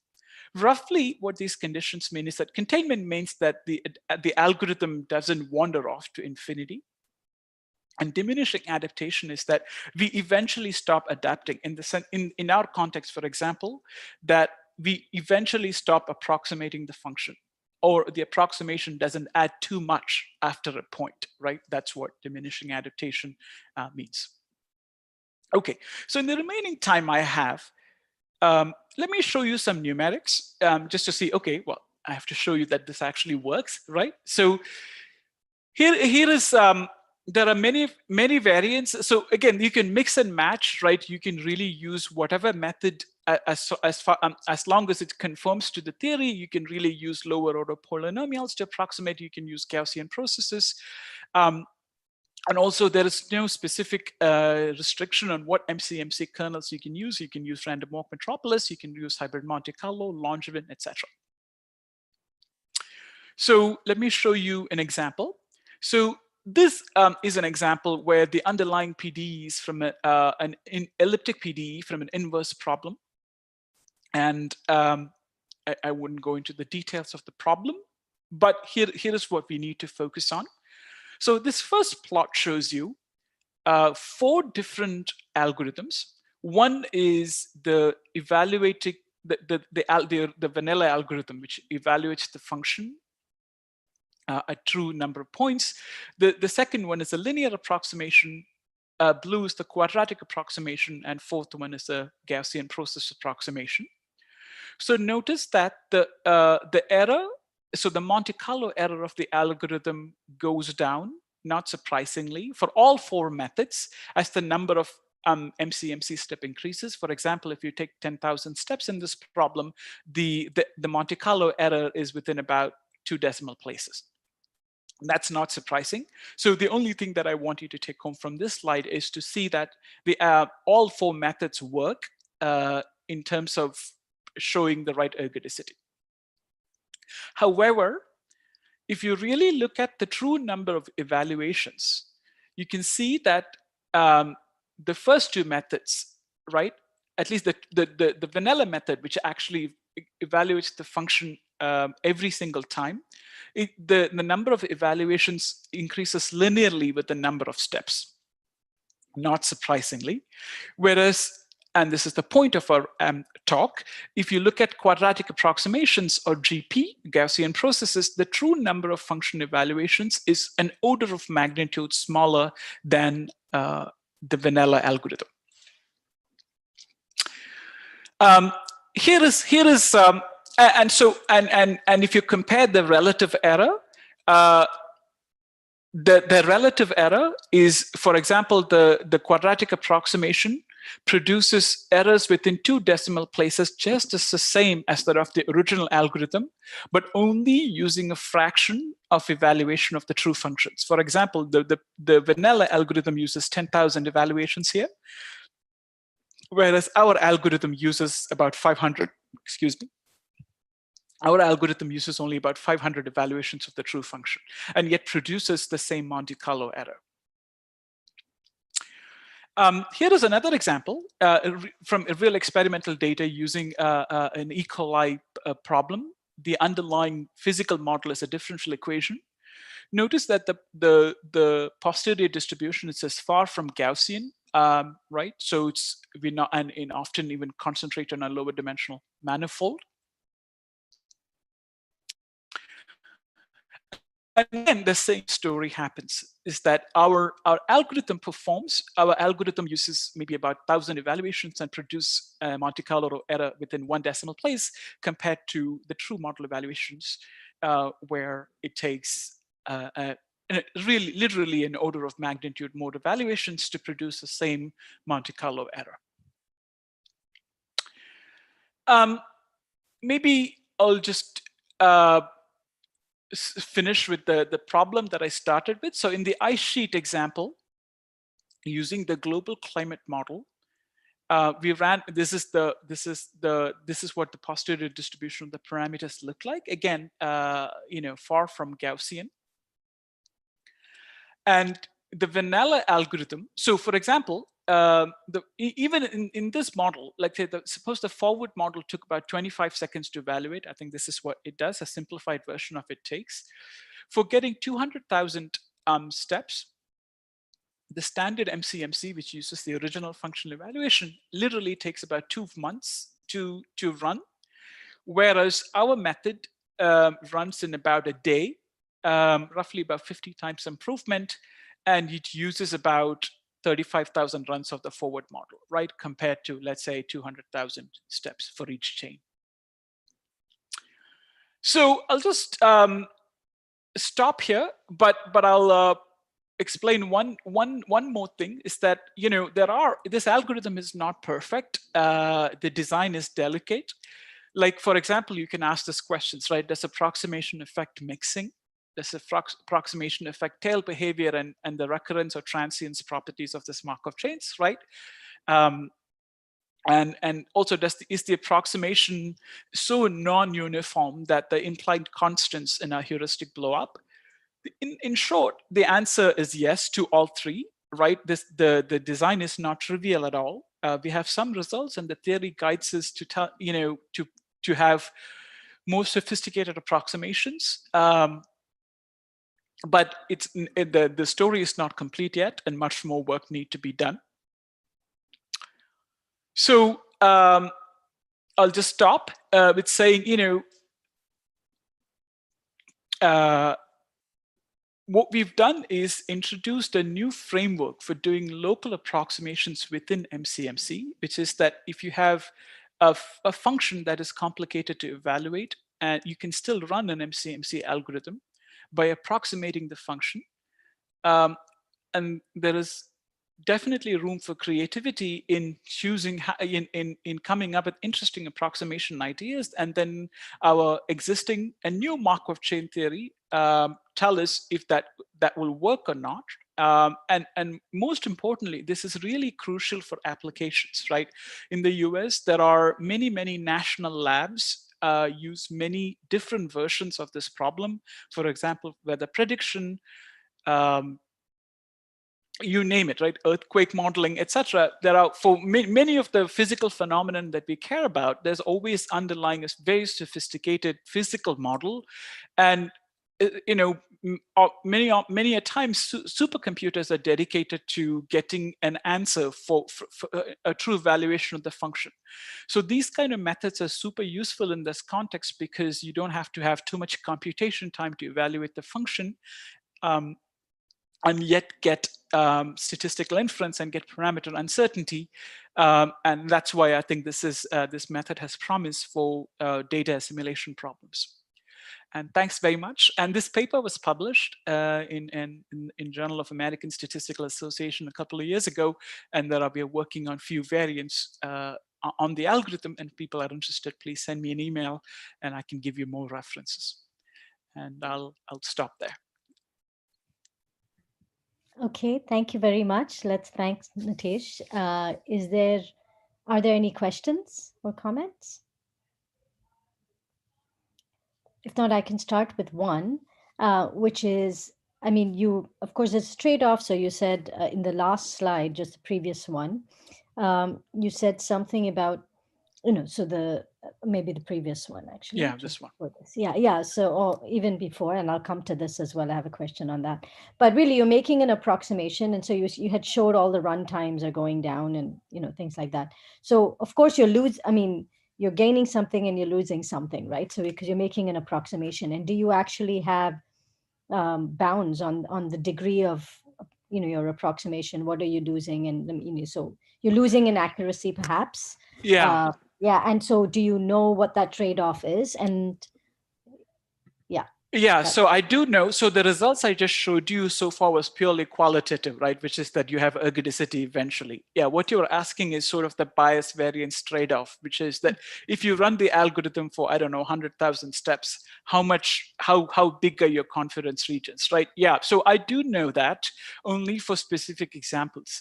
The reason is that I need to know what a Lyapunov function, so we do know that if a Markov chain is geometrically ergodic, there is an underlying Lyapunov function that makes it do that. But in practice, that's an existence result. We don't really know what is the Lyapunov function. At least I don't know how to construct it in the examples that I care about that easily. But in specific situations where I actually know what the Lyapunov function is, I can explicitly work out the trade-off of the approximation error versus the sampling error. I can do that. And that is definitely the advantage of the method there is that we can really separate where is the error that is coming from approximation versus where's the error that's coming from sampling. Okay, there's a related question by Shrikar. So he says, he asked, getting rates of convergence of adaptive MCMC is already a challenging, already a challenge, particularly in non-compact domains. So could you elaborate about the mixing issue due to approximation plus adaptive MCMC? Yeah, so I think the key mixing issue is the following, right? So imagine that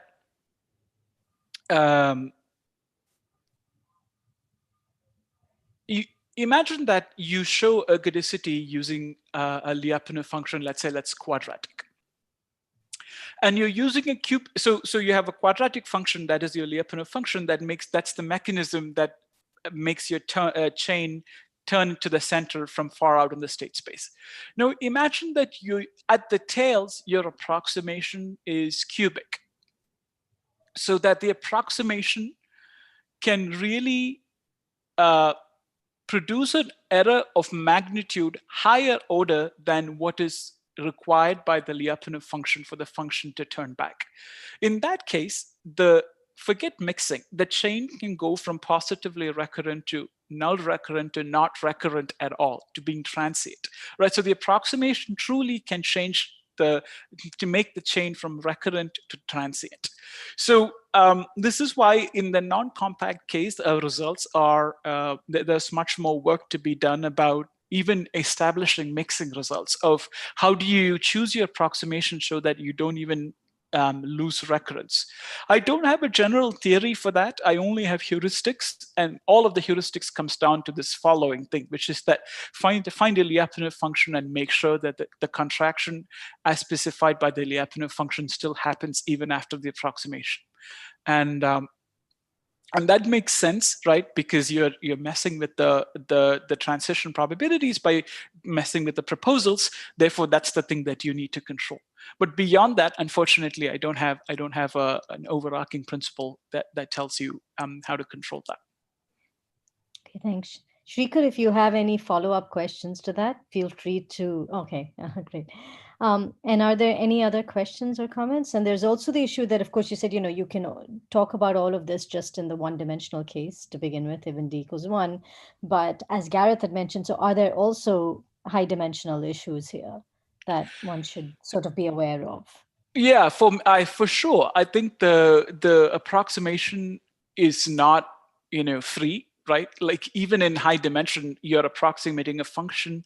You really need to, d squared points to come up with if you're doing a quadratic approximation, you roughly require O to d squared points to have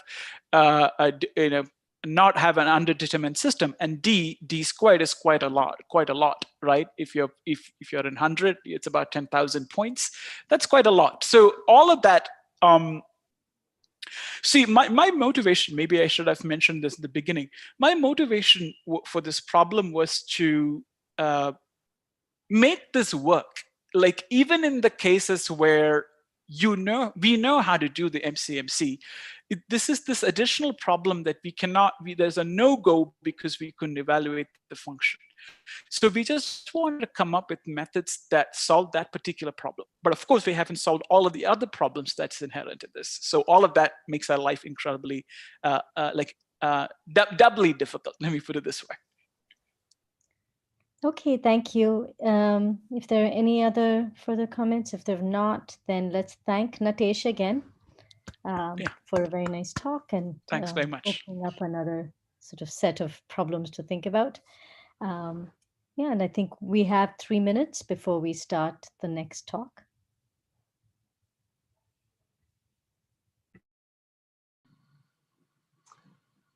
Hi, Kavita.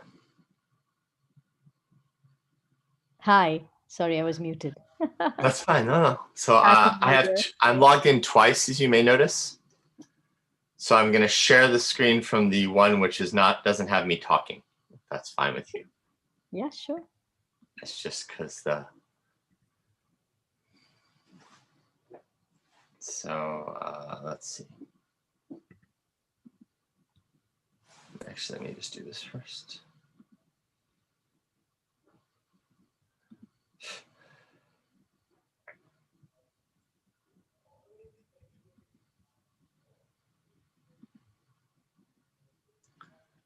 And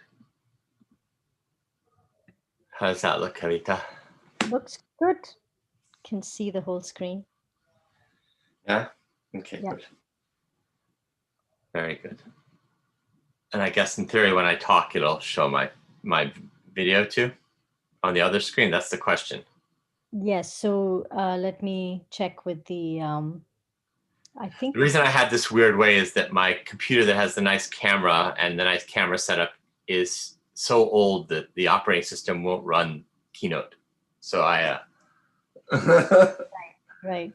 So if the video person could answer that question about whether they can, when they actually, because I can see you, and of course I have my. I can see you, and I ma'am. can see you on that, but I just don't know how they're projecting. This is Shanta from my ICTS AV team, so I can see the speaker. I can hear also.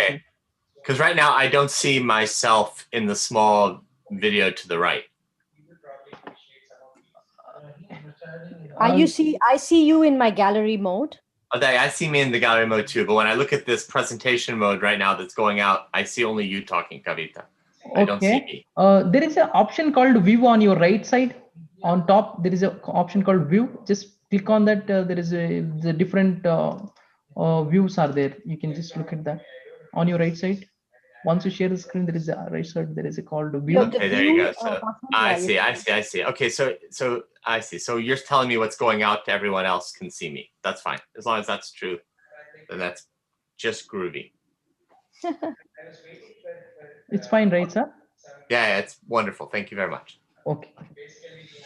Okay, great. I think we're all set. So it's a great pleasure to introduce Jonathan Mattingly, who has made fundamental contributions to various areas, including SPDEs, MCMC methods, ergodicity of SDEs, Navier-Stokes, the list goes on. So he got his PhD from Princeton University and from the Applied and Computational Mathematics in 1998. Then he spent 4 years at Stanford and as a member of the IAS in Princeton. And then he moved to Duke in 2003. He's currently the James B. Duke Professor of Mathematics and a Professor of Statistical Science. He just finished serving as an excellent department head for 3 years, 5 years, I forget, but it's over now. Infinitely long. Yes. I don't even remember my life beforehand. And he's been working very recently on trying to understand and quantify gerrymandering and its interaction with the geopolitical landscape. And so he's even testified in court for that. So I think he's going to tell us a little bit about that. And for those who are not familiar with gerrymandering, because we don't have that term in India, he'll probably tell us what it's all about and what the mathematics is beyond that. So thank you very much, John, and looking forward. Over to you. Thanks, Kavita. And I guess thank you very much for the organizers for inviting me to come here. I mean, well, actually inviting me to talk. I wish that I was there so I could make some new friends and hear some new science in the hallways and also eat some wonderful Indian food. But so as Kavita said lately, I decided to take the term applied probability to heart and tell you maybe my most applied, down and dirty work. So for those of you who are used to lots and lots and lots of theorems from me, that's not what you're going to see this time. This is a very driven by the problem discussion, but I will get to some new Markov chain Monte Carlo methods we've been developing driven by our application.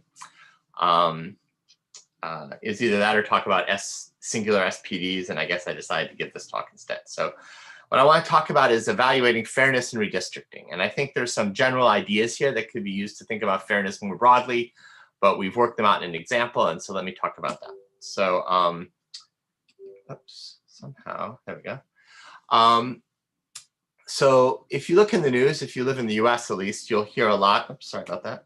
You'll hear a lot about all different types of something called gerrymandering. And as Kavita said, I understand that this is an international community. So let me explain a little bit what that is. But it's of great interest in the US, and it's particularly of great interest in the US because every 10 years, so what happens is every 10 years, the US does accounting. It does a census. It counts all the people in the country, and then it redistributes power in our legislative assemblies, both at the state level and at the national level. So in Congress, to each state how many representatives they get based on that population counts.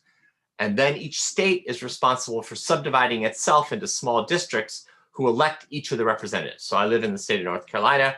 We currently have 13 representatives. We might get 14 when this new counting goes on.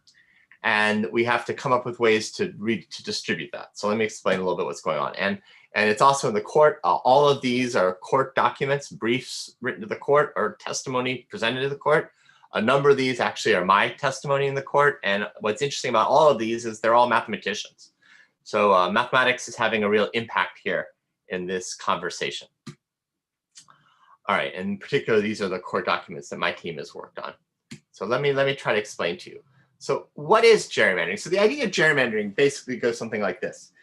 Somebody takes the state of North Carolina, which I'll show you in a moment, and they subdivide it into 13 districts, and each of those districts elects representatives. And then at the end of the vote, somebody might get upset and say like, hey, you know, it looks like you've done something weird because my party, so the top graphic here, the blue party maybe, got 50% of the votes, and the red party only got 48% of the votes, but yet when the seats were all done, which is the next bar I just added, the blue party only got 4 seats and the red party got 9 seats. And you might say that's not fair. But you know, you particularly would say that if you come from a system that's designed to produce proportional representation.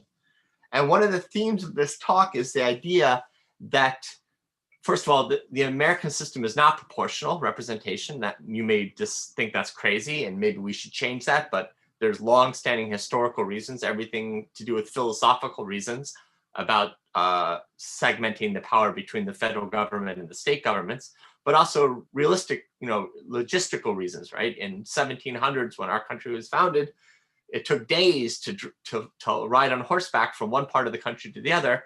You couldn't just send a telegram or send an email with the results. So you actually needed some surrogate method. And that's what this system was set up initially to do.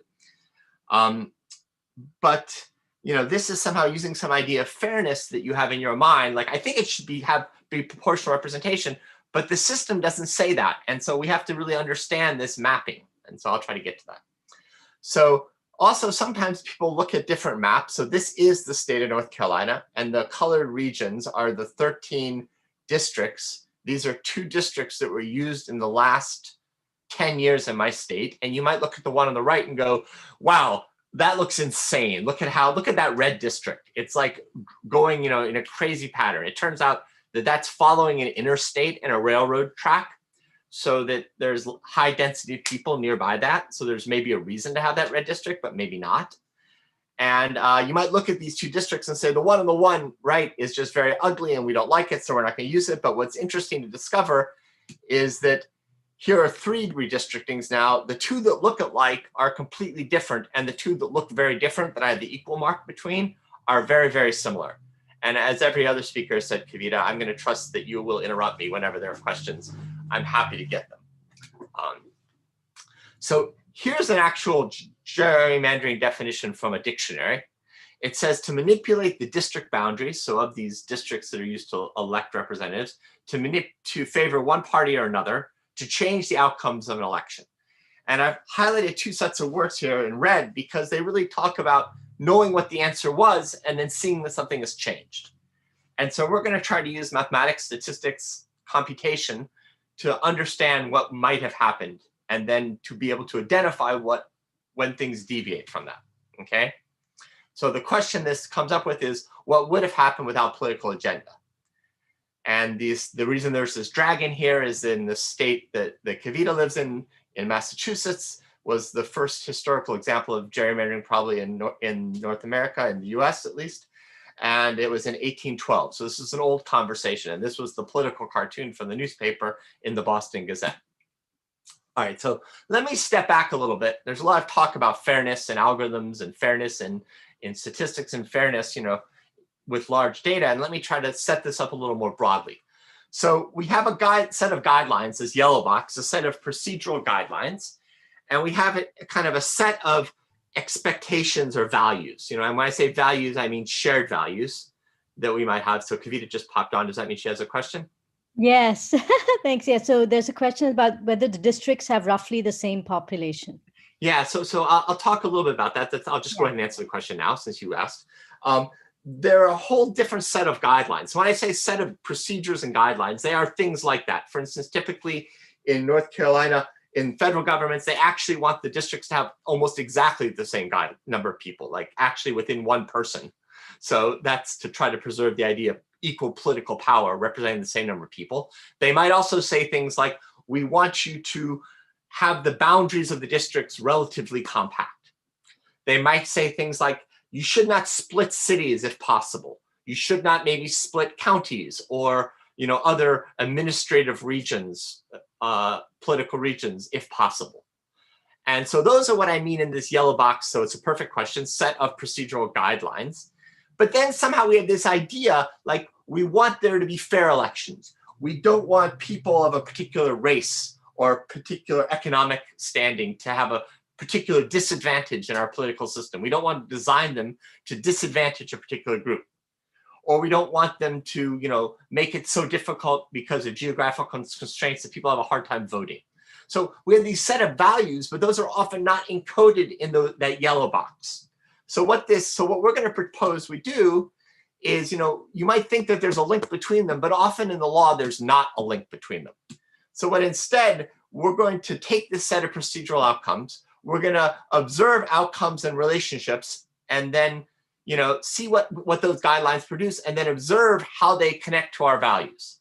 And then we're going to critique what the outcomes that we see in real life are, and say, like, did they match up with what we expected to see? And if they didn't match up, then you might think that somebody has an agenda that they haven't stated. They may say, like, I was just doing what you told me to do in the yellow box, and that's the reason that this didn't turn out the way you wanted it. That's the orange box. But in fact, you might be able to separate that. And that's what I'll try to explain to you today in an example. So enough abstract blah, blah, blah. Here's the state of North Carolina. Sorry, I'm just trying to find my time. There we go. So here's the state of North Carolina.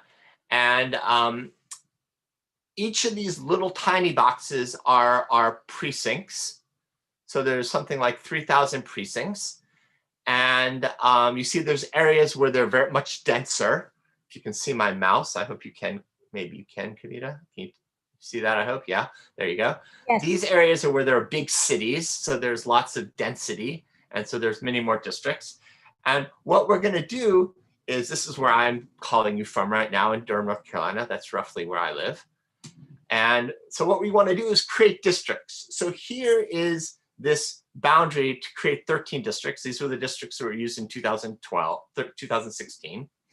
And so you might want to think of this as some Potts model, right? Each precinct, the fine scale, is a vertex, and I have an edge that represents what things are next to each other. And I want to color this graph into chunks, into 13 colors, with some very complicated non-local energy that encodes the political desires and laws of my state.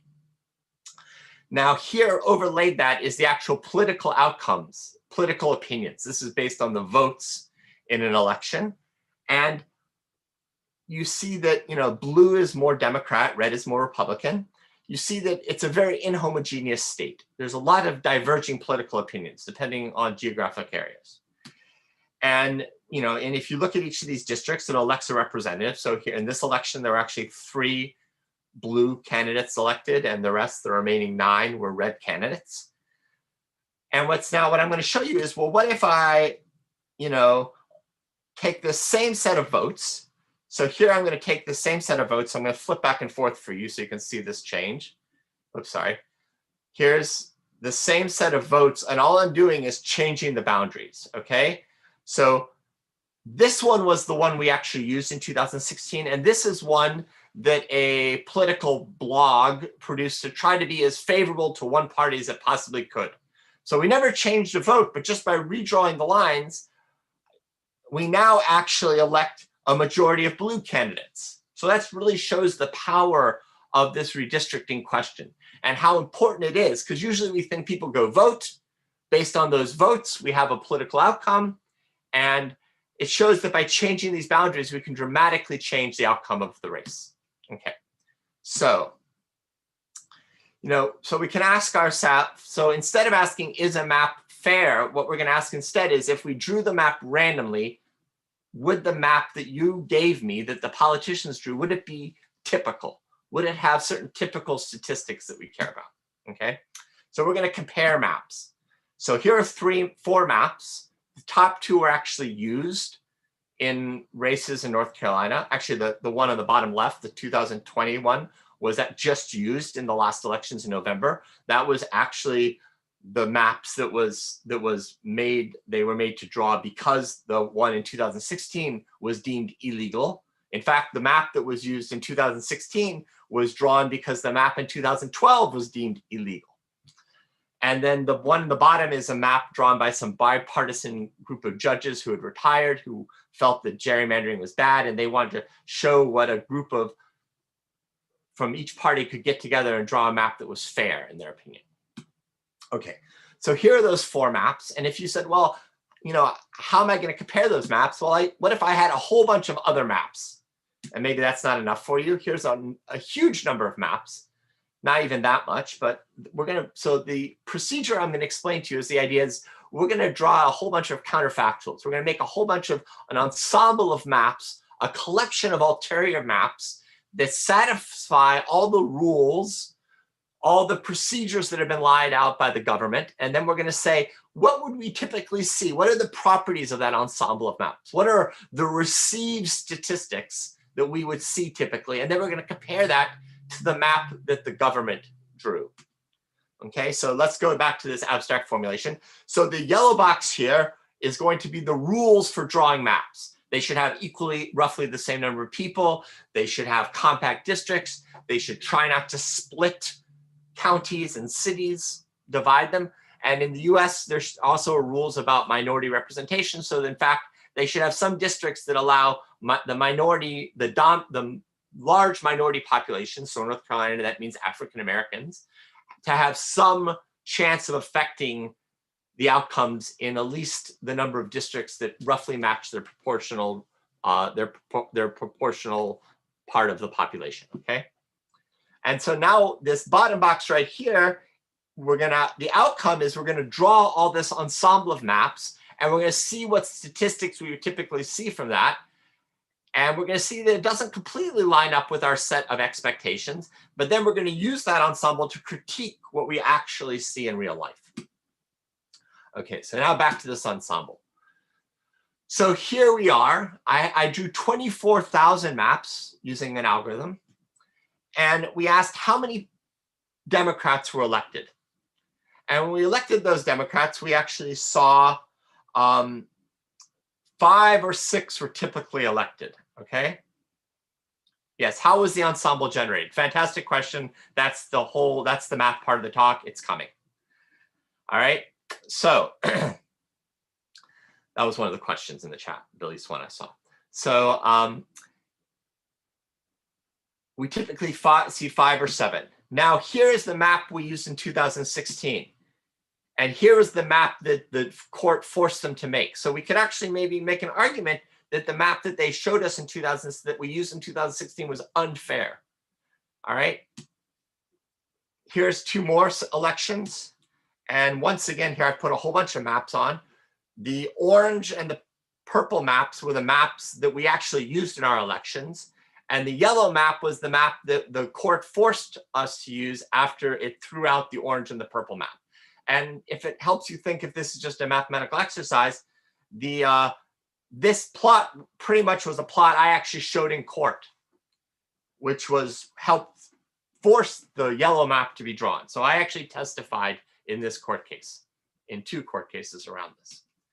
All right. And just to kind of, I showed you 2 elections. Let me show you that these maps produce pretty regularly.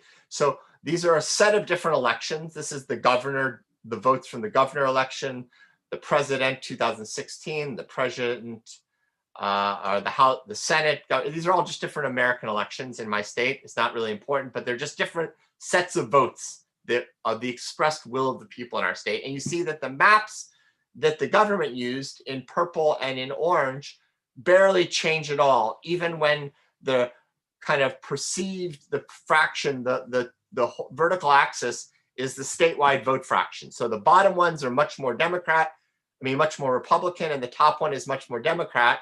And so not surprisingly, this set of maps, this ensemble of maps represented by the blue histogram drifts to the right, but the maps that the government showed us never changed. Okay, so, one of the things if you're really trying to, there's this mathematics formulation. That's what I've talked about so far, is turning public policy into mathematics. Then there's the question that came in the chat, which is how do we draw these maps? And then there's how do you explain this to a court? And I'll just show you this movie because I think this is a very interesting movie. So let me explain to you. What's going to happen is if you look up here, this percentage here is going to shift 42% over time. And this blue histogram is going to move to the right slowly as this percentage increases. And what I want you to notice is the map that the state designed barely changes for a very long time. So here we go. So you see the percentage, the vote fraction is increasing. So this is a sequence of sets of votes whose fraction is increasing. And the blue histogram shows what my ensemble of 24,000 maps is doing. It's slowly electing more and more Democrats, but it takes a very long time for the enacted map to catch up. And it's not until the Democrats have an overwhelming majority in the 55%, which is a lot for my state. It's a very, mixed political opinion state. So one thing to notice right here already is, oops, sorry, let me go back, is that, let me see if I can stop this again right here at the right point. One thing to notice is that we're coming up on 50% now. So I'm going to stop this just as we hit 50%. So there we hit 50%. You notice that half of 13 is more like 7. So this map really doesn't represent proportional representation. And that's okay, because our system doesn't produce proportional representation. So what this allows us to do is separate these ideals that somebody might want to use to evaluate with the actual fact of our system. So how are the new Democratic votes distributed? We're taking an actual election and we're using a procedure just to shift them up and down by the percentage. So it keeps the relative strength of different areas of how they vote. And there's some evidence that that's not such a bad model. All right, here's a different election. I'll show you. This is the last one I'm going to show you.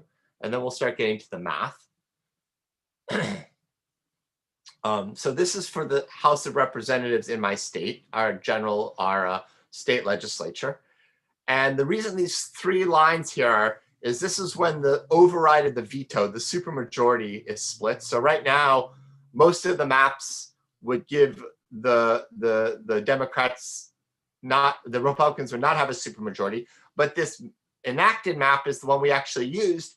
And you notice it significantly lags behind the purple histograms. And in fact, here at the very end, with 55% of the vote, the Democrats would typically have the majority. But with the map that we've been using for the last decade, the Republicans would maintain the majority, okay? And it's basically been designed to protect this, to protect the supermajority and the majority, all right? All right, so I'll show you, I lied, I'll show it one last time. Here, oops, come back.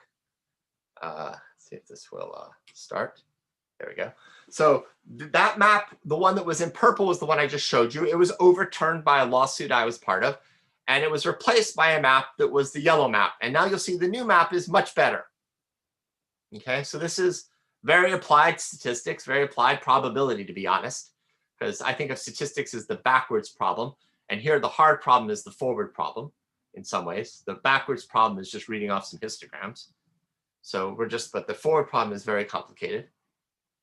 And you see that the yellow line is much more representative. It stays with the blue dots much more than the purple line, okay? This was a slightly different election, so the result was slightly different, but it's the same. Okay, so I'm going to skip this one. So what I'm going to talk now is I'm finally going to get to the question about how we built our ensemble of maps. All right, so the first step is we encode the law, okay? We encode the law, that's one. Then we algorithmically draw the maps, generally using a Markov chain Monte Carlo, although now there's some work that people are developing to use sequential Monte Carlo. And then we do some analysis and visualization. And all three of these parts are equally important, to be honest. Because if you don't explain it well to the judges, they don't really care what you're telling them. All right, so how are we going to encode the law into mathematics? Is we're going to come up with a score function, a planned score, which incorporates how well it respects all the facts of the law. And then we're going to build a Gibbs distribution. We're going to treat that like a likelihood, and we're going to exponentiate it. And then we're going to sample plans according to this probability distribution, okay? And our score function will incorporate different things. It will have population, which will talk about how close the populations are to being balanced, how close they are to be compact, whether they split counties or cities, and whether they satisfy the Voting Rights Act, okay? And you could have others. So for instance, here's an example of how we do the compactness score, is we look at the isoperimetric constant. We look at the perimeter square to area ratio, and we add that up over all the districts. Political science has independently rediscovered this. They call it the Polsby-Popper score. I guess they didn't know that Dido already had this idea back in Carthage.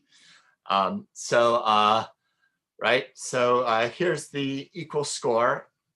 We just do an L2 distance. We experimented with L1 and some other things. It doesn't matter so much, but there's some good reasons to do L2. So we check what the population of the ith district, that's what Xi is. Xi is the ith district. We look at its population and we compare it to the ideal population, which is just the population of our state divided by the number of districts. All right, and then we also have some other score functions, which are, so in some sense, this is kind of a optimization in a way, except we're not just gonna look for the best district, we're gonna look for the range of ones that would be acceptable and see what their distribution looks like. All right, so here's a cartoon that I stole from the IPAM website of a rough landscape. And that's a really interesting question. We don't really have a good Ising model yet for this. We don't have a model that would let us talk about phase transitions yet. We have some evidence and some examples. There's some nice papers that talk about computational complexity by the group up in Boston around Munduchin and Justin and Del DeFore and other people, and some people in Madison actually. But we don't really have a good Ising model yet. But what we're going to use is Metropolis Hastings, which I see you, Kavita. Let me just finish the sentence.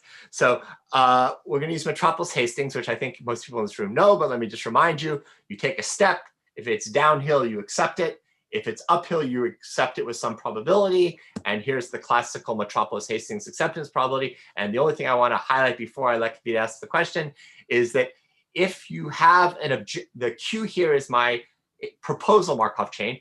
If my proposal Markov chain is not reversible, then I need both the forward probability, the probability to go from C to C prime, and the backwards probability to go from C prime to my current state. So I need both of those probabilities, and that will be important in a moment. Kavita. Yeah, there's a question from Sandeep about how are the weights alpha i's chosen? Yes, so we have some historical history of what districts look like that have been accepted by legal challenges in the past. And so we tune those weights so that we seem to be sampling a part of phase space that looks like those maps. And those are nonpartisan criteria, things like how compact were we willing to call compact enough? How much population deviation did we have? How many counties did we split? How many, what were the minority representation fractions in the districts that had the most minorities? Does that help answer? Okay, so we tune them using historical data would be the short answer. Okay. All right. So if you then metropolize, it's a fact that when you use Metropolis Hastings, you end up with a Markov chain that satisfies detail balance. So you end up with, that's why the Metropolis Hastings algorithm produces the target measure as its steady state. Okay. Okay, so we encode the law. That's what I just talked about. Then we're going to generate sample maps. There are some methods that people use historically that don't really have a known distribution. So we're going to tend to use Metropolis Hastings. So in the very beginning, I use single node flip, like Ising-like moves. Now we've moved. There's been a nice set of work that was originated by Munduchin and Del DeFore and Justin up in the Bay Area. In the Boston area. And they introduced some ideas using spanning tree methods, which I'll talk about. We've now modified those to make them reversible. and they have their own version of that now. But we also have a multi-scale version of that, which I'll talk a little bit about. And then I'll just make some comments about non-reversible metropolis Hastings also. And then I won't really talk that much about, but that's what these movies are about, and trying to figure out how best to explain to a lay population who's smart but not mathematicians how to make sense of this. And one thing that I really want to be is, I guess maybe I'm a Duke faculty member at the heart, so I don't like just giving people a value. I don't like saying here's a p-value, it's good, bad. You know, I like to say here's a distribution of what could happen, and here's some things that might happen, and you decide whether this is good or bad, right? So I try to give people tools to understand, okay? All right, so now, the first thing you might think of, and I'll be really quick about this because I don't want to dwell on it, is you might think to do an Ising move. So here is Iowa. This is actually the state of Iowa, and this is not so far off from their 4 districts. You might first find all the edges that are between 2 different colors. So all the edges that are conflicted, that have one between a vertex of one color and another. So they're the boundary edges. You then pick one uniformly, or maybe you do some tempering. Tempering helps, we explore that. So you do some tempering. You pick this, and then you switch the color across. This works pretty well, and we've tried a lot of parallel tempering and other types of ideas. But it's not the best thing. It's a very local move, and it's good for kind of locally relaxing, but it doesn't do the best. Okay, and this is what we did at the very beginning when we started this work back in 2013. All right, more recently, DeFore, Duchin, and Solomon, and their co-authors after that, had the following idea, which is a very nice idea, and it builds on a number of things, but it's a nice idea in this context. It was new. And it said, like, okay, what we'll do instead is we'll take 2 districts, the orange district and the green district, which we just pick maybe by tempering or maybe just uniformly at random. And then we merge those together. And then we draw a new spanning tree. So we draw some spanning tree on this adjacency graph. Here's a spanning tree that I drew. And now once you have a spanning tree, trees are nice because they're linear objects. And so a simple search across this tree, you can find what possible edges you could cut it that would leave it relatively balanced. So you could recast what I'm talking about today as a computer science problem about finding relatively balanced partitions, okay? Not the most balanced, but within a threshold. So that's a way a computer scientist might reframe this. So then you cut the red edge here and you end up with a new district, all right? So we're gonna we took this same, that was an algorithm from 2017. So a couple months later, we kind of built on their idea. We said, like, you know what, we're gonna take their idea, but instead of evolving partitions, we're gonna evolve spanning trees. So we're gonna, instead of starting with a partition, so this was theirs, we had a partition here, which is just a subgraphs. We're gonna actually say, not only are we gonna tell you the subgraph, but we're gonna tell you a local spanning tree on each partition. So that's a spanning forest. And now when we merge them, we're gonna again throw out these 2 spanning trees and make a new spanning tree and then cut it. But instead, we're gonna move our state space to be the local spanning forest. Now that may just sound like stupidity. Like it doesn't, I just changed nothing. But we're gonna see that's actually important for making this reversible. So let me first comment that this isn't that expensive in many ways.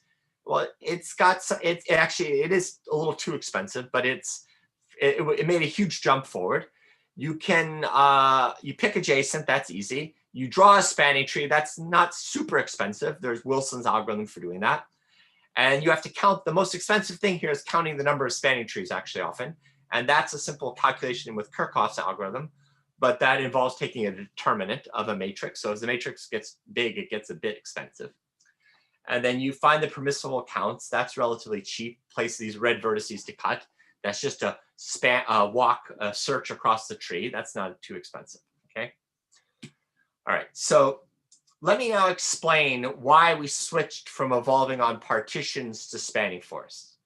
So when we do that, we introduce a count, which is the total number of spanning trees on a certain partition. And we actually introduced a tempering parameter, gamma, so that we could move between, you know, assuming, let's just say if J was 0, so we got rid of this likelihood, Then when gamma equals 1, we have uniform on, I'm going to get it wrong. When gamma equals 1, we have uniform on partitions. And when gamma equals 0, we have uniform on spanning force. And there's nice reasons to do that. And I won't really over talk about it because trees with partitions with large amounts of spanning force tend to be more compact. So you may want to bias your way in that direction. But it's not as simple as that. It's not as just a direct relationship. But what I want to explain to you is why do we do this? Why do we like this? The reason we like this is, let me just show you the next picture, is because of what I said before. If you think about on partitions, if you think about doing accept reject on partitions, you need to calculate this Q, the forward and the backwards probability. The forward probability is easy. The problem is the backwards probability is very expensive if you evolve on partitions.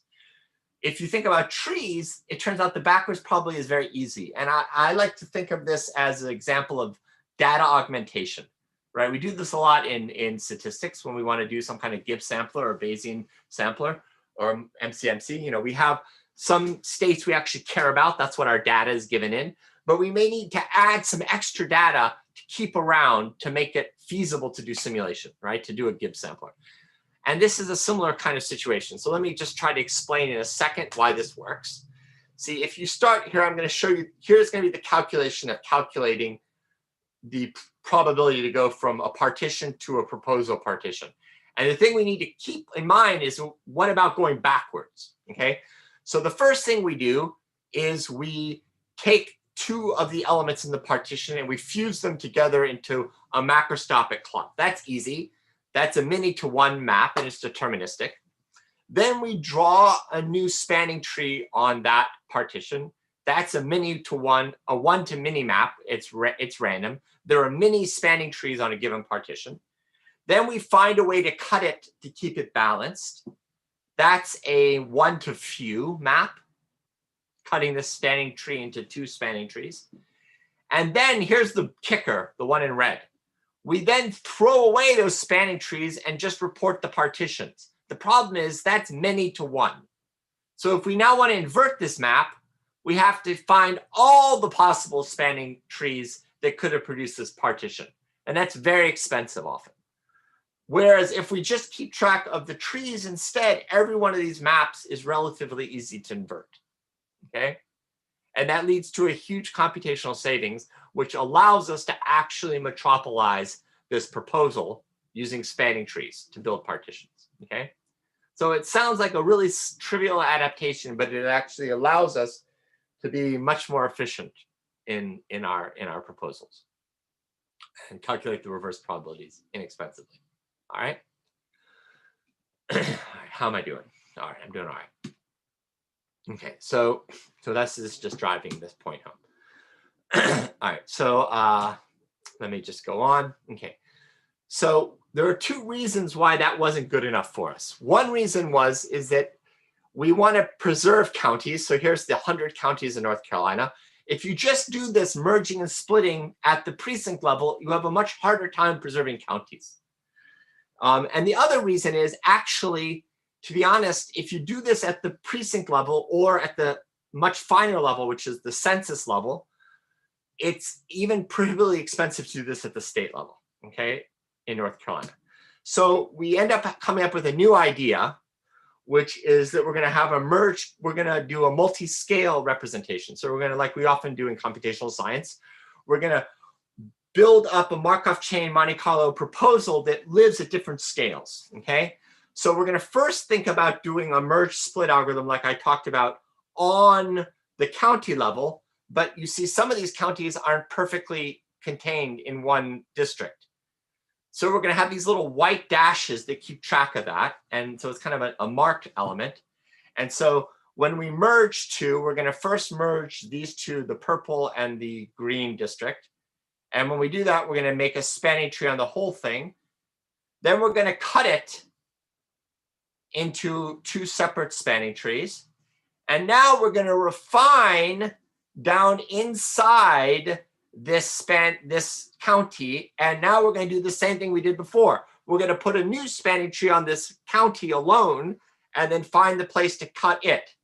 And so the end result is this lower picture here. We end up having a multi-scale proposal, okay? And this opens up lots of interesting ideas.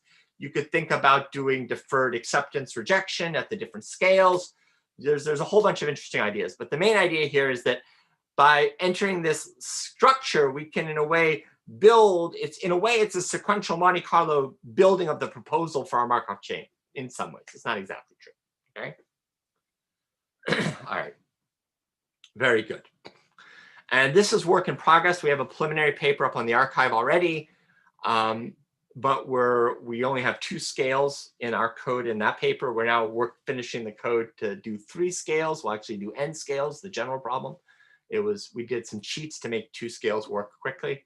Now we're going to do 3 scales, and we're going to, hopefully, we expect to be able to sample at the state of North Carolina, which is from census block, which there's about 80,000, maybe after you do some cleaning up, maybe in the 50,000s of census blocks, and then, 3,000 precincts, and then 100 counties. And we're going to be able to sample across all those scales in an efficient way spatially. All right, so here's the new multi-scale merge split. Here's this kind of multi-graph that lives with different scales, and we have some conditions about how things have to be included. We're not looking for all partitions, we're looking for hierarchical partitions that have certain types of inclusion structures. But it turns out that that's enough to get all partitions at the scale we want. So we first merge. So we merge the green and the dark gray here to get the light gray. Then we draw a spanning tree at the coarsest scale. Then we cut that in half.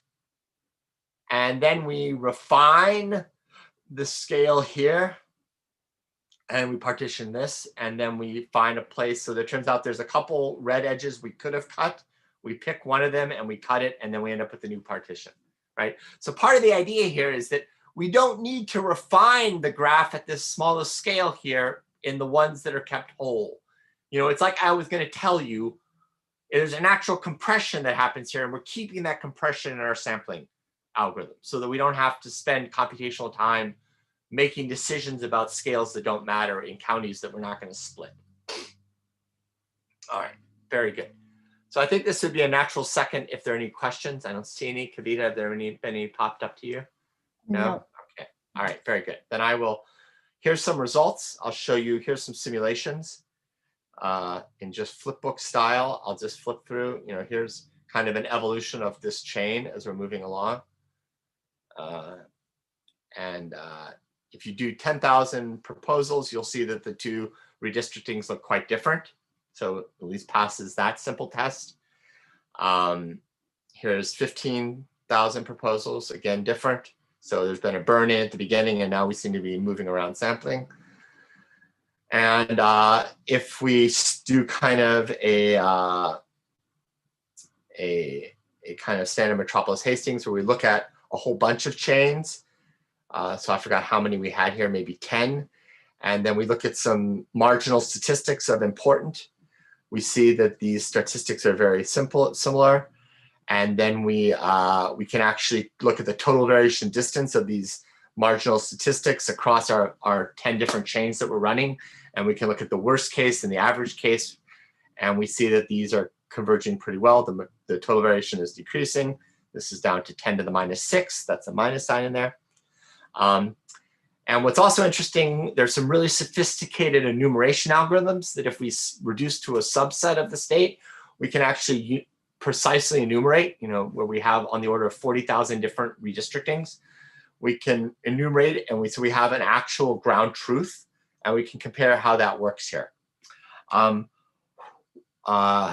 Right.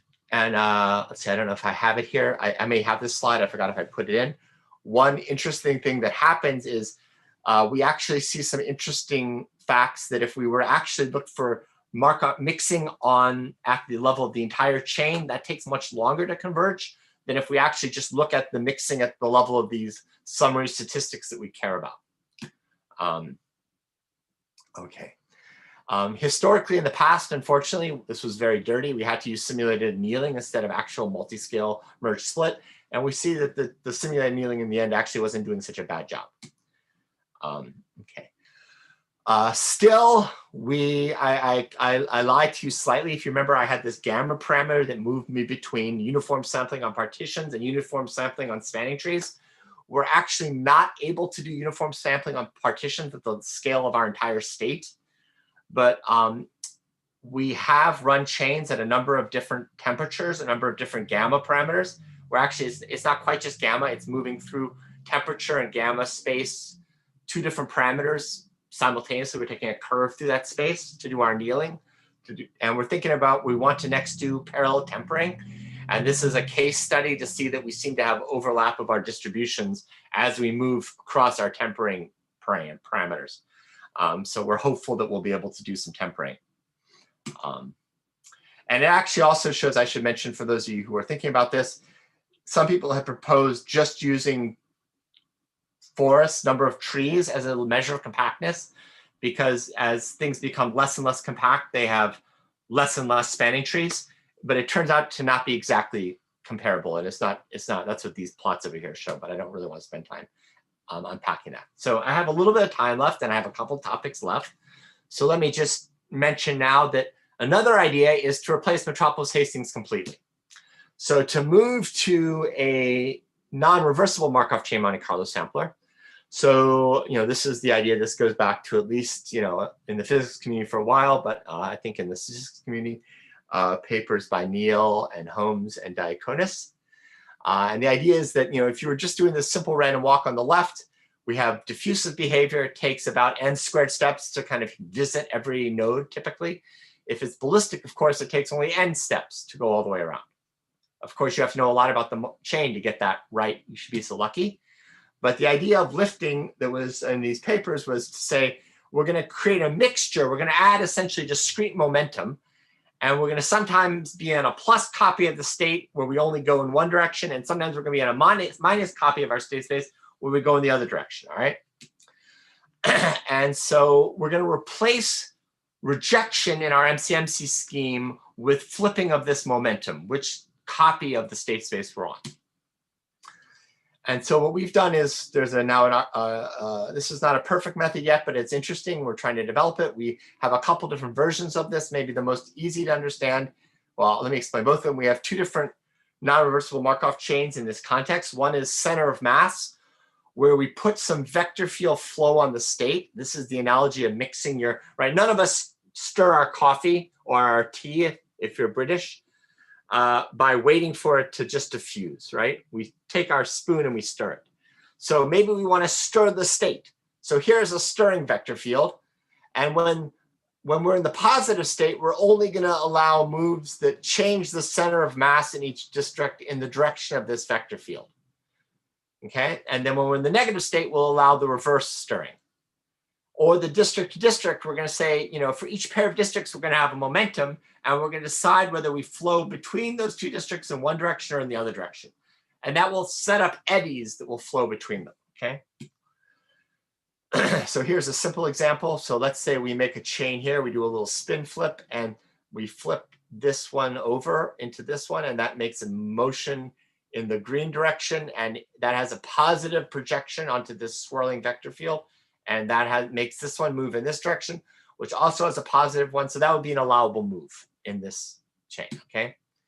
And so here's a simple example where we have 2 states, and I have that swirling flow like this. So this first one is just simple spin flip Monte Carlo. This one is using some tempering. And this one is using our non-reversible Markov chain. And the thing to know is that to cross the boundary of being at the diagonal, there's a huge entropic barrier because there's a lot of states there, and it's hard to flip it over. So this is a bit of an artificial example, but the thing to notice is that the one on the right will eventually flip over. That is to say, the dark vertices will end up on the bottom. And the plot on the bottom, this is the center of mass one. There it goes. Here is the single node flip in the big thick band, and notice tempering actually does a good bit of help just to get past this. So tempering can also help a lot. All right, and here we flipped over. Okay, very good. Very nice. Okay. We did some similar tests in that model where after 25,000 steps, you notice that the single node flip hasn't mixed much. This is kind of whether a vertex is in the dark district or the light district. We started in a vertical configuration here. The center of mass did a much better chance. Of course, after 10 to the 7th steps, they're all pretty good. And here's just measuring transitions between these kind of states. This is, you know, when we're in something close to this state, how often do we then transition to something like this? And the blue is the center of mass, and you see it wastes a lot less proposals. It actually does a lot more transitions between them. All right. Okay, I should warn you, you know, this was a toy example. We're now working on more sophisticated examples, and it's not so clear cut. So this has some promise, but I would not sell it to the government yet as the way to do it. We're working on it still. So to do this, we had to extend a little bit the idea of the skew detail balance that was then developed for these type of procedures, because we're going to take our phase space, the number of partitions. We're going to actually set a whole bunch of momentums. So depending on which kind of setting, and if we're in the district to district flow, we actually have a momentum. So we have 2 to the k momentums, right? No, sorry. We have k choose 2 momentum, sorry. Sorry, k choose, n choose k, n choose 2 momentums. I can't seem to speak today. And we end up having some skew detail balance with an involution, which just is spinning these different flips. So I'm running out of time, so I don't want to spend too much more time on that. But there is some structure, which is we extended the structure that already exists in the literature to allow for multiple momentums and some type of skew detail balance, which is essentially separating out the detail balance that we're used to prove Metropolis Hastings actually has the right target into this skew version. And if you do that, so what you do is you propose a state, you draw that state from the chain that respects that momentum. You then check the reversal probability.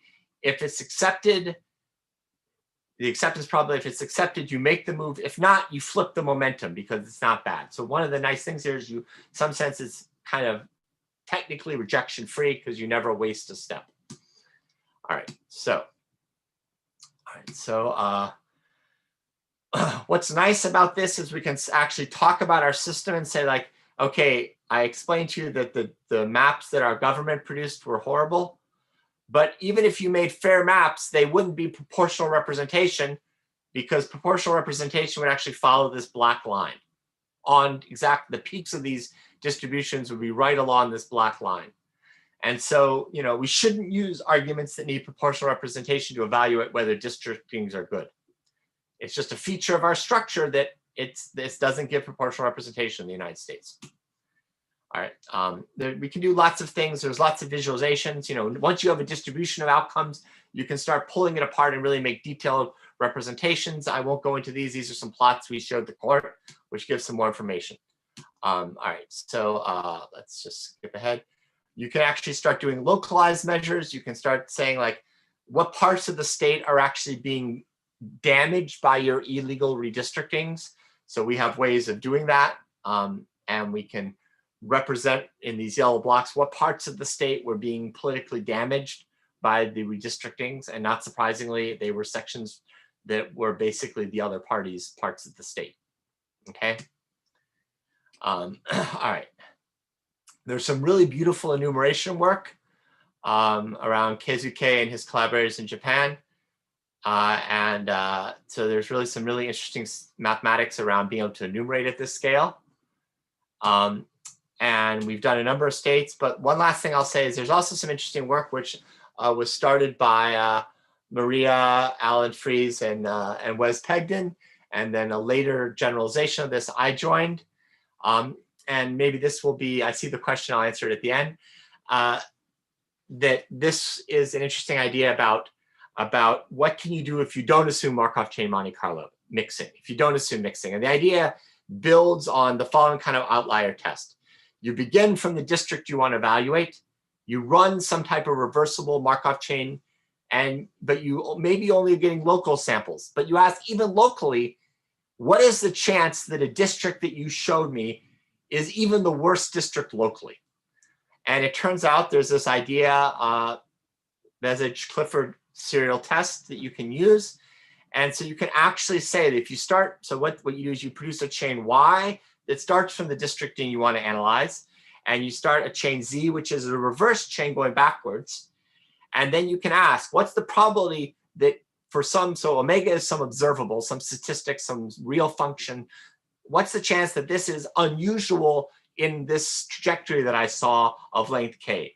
You can actually set it up by making some choices in K, so the probability of that is less than epsilon.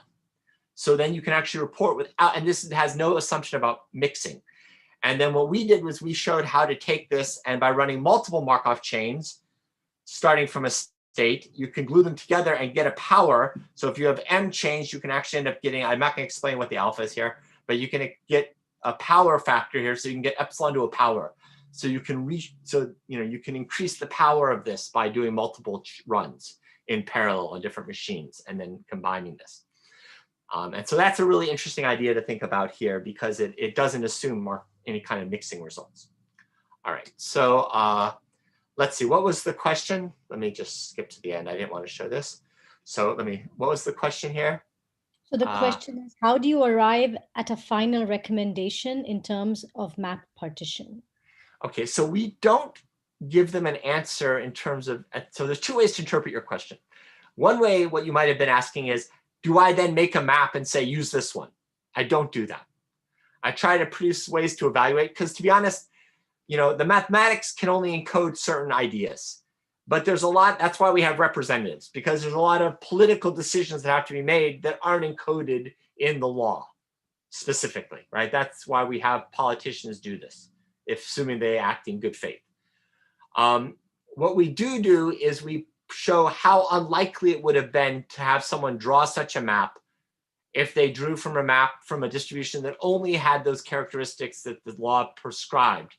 So if they claimed that they used no other influence in their decision-making, we can say that seems highly unlikely, because if you did, it would have been extremely unlikely. Like, I looked at 100,000 maps and I never saw a map that had the properties of your map.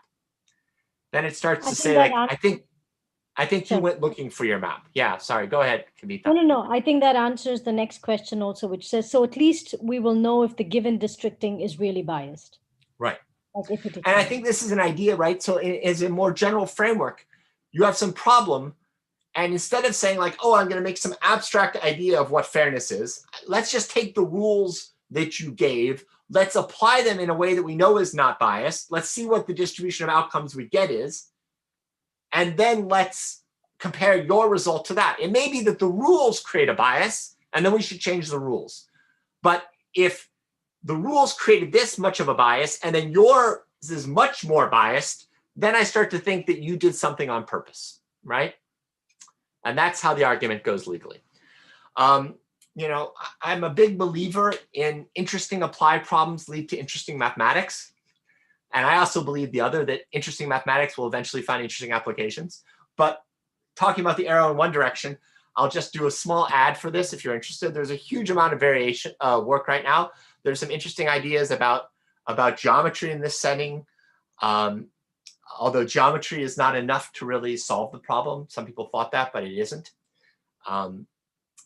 We've done some work on sequential Monte Carlo, and occasionally we did some work on sequential Monte Carlo. We've done some work on parallel tempering and simulated tempering and trying to use those ideas here. There's also ideas about even how do you visualize this very high dimensional phase space and understand the structure of voting. So we're trying to do some work there. There's some interesting topological data analysis that Thomas and Moon and some other people have done. There's also some stuff around optimal transport that people have done. We've been doing some PCA to understand kind of diffusion wavelet ideas to understand the structure of the space. There's ideas about trying to come up with a simple. I showed you some plots which I didn't really explain that have these nice little histograms like this that I said these were the sufficient statistics we cared about. You could make a simple Ising model here's a random Fourier series to distribute the people on the state of North Carolina. And then you could ask, what's the distribution that comes from that? Could you make some theory about why you get this distribution? So far, we don't understand it. These plots are made with MATLAB. There's the stuff that I talked about with Wes. There's also people using very sophisticated enumeration. These enumerations are actually making their ways into court cases as validations to present to the court. Like, we tested this in a small scale in the actual setting and it worked well. Now we're going to give you the same evaluation for the statewide. And you know, and lots of political papers and lots of people coming up with ideas to detect. And these are all mathematicians, everything I'm showing you here. So, and you know, things like save democracy. So lots to do. And I'll just say, the last thing I'll say is maybe the way I got into this was a very smart undergraduate student who is now a very smart PhD recipient from the Applied and Computational Math program at Princeton, Christy Graves now, she's married. And, all these students who worked on this, most of them have UG next to their name. That means they were undergraduates when they did this work. And so this is a great place to involve undergraduates in interesting problems that teach them a lot of mathematics and actually can eventually have an impact. So, you know, this is a huge number of undergraduates that worked on this. And then I have some collaborators from the data science and law and mathematics community. And I've gotten money, not surprisingly, not from federal funding sources, but from various foundations and my university to do this work. So thank you very much. And if you want more, there's a blog that we write called Quantifying Gerrymandering that has a lot of short little descriptions of our work and interesting conversational pieces. So thank you very much for your attention. And I guess since I'm the last speaker, normally we would all stand up and say thank you so much to the organizers for putting this together. I wish we could have all been there to get together and talk to some of these wonderful speakers and meet all the people at the Institute in Mumbai, but it didn't work out that way. But thank you very much for putting together a really scientifically stimulating week. So thanks a lot from me, at least. Thank you very much, Jonathan. Thank you very much for the talk. And let me echo that I too would have really loved to be actually able to meet everybody, though this would have been in Bangalore. Oh, Bangalore, I'm sorry. But just one question, is it possible to apply this method to assess the fairness of the Electoral College as well? I know you said very clearly, we're not trying to do that. We're just trying to see. Well, I mean, I guess, so here's the question, right? What do you mean by fairness of the Electoral College? If you meant, does it produce proportional representation? We already know that it doesn't, right? Yeah, but maybe the degree of, is there a way to measure the degree of unfairness of that or something? Yeah, there is. I mean, if fairness meant proportional representation, right? And my perspective on fairness is that I'm not going to take that as my meaning of fairness. I'm kind of saying, like, you give me your algorithm, you pretend that you just use this algorithm with no other external constraints or no external influence. I'm going to look and see what the algorithm produces, which we can have a separate conversation about whether that algorithm is fair. But then I'm going to decide whether you actually did what you said.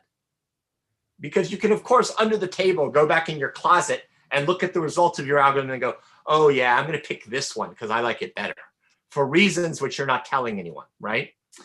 And that's what happened historically. But what we can do, Kavita, is we can, I'm sorry, but if we wanted fairness, Rhode Island shouldn't have 2 senators. So this was a question by Sina Sajadi. So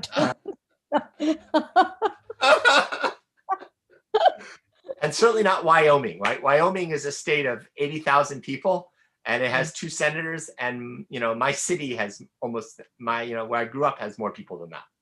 Yeah, I mean, I think it's that you have to talk about fairness, subject to some minority constraints, et cetera, et cetera. Right. So if we talk, the whole question is the definition of that whole thing, right? Right. So if you ask the following instead, if we made some other representation that weren't based on the state, so one thing that would be interesting to say is let's reshuffle the state lines in a different way.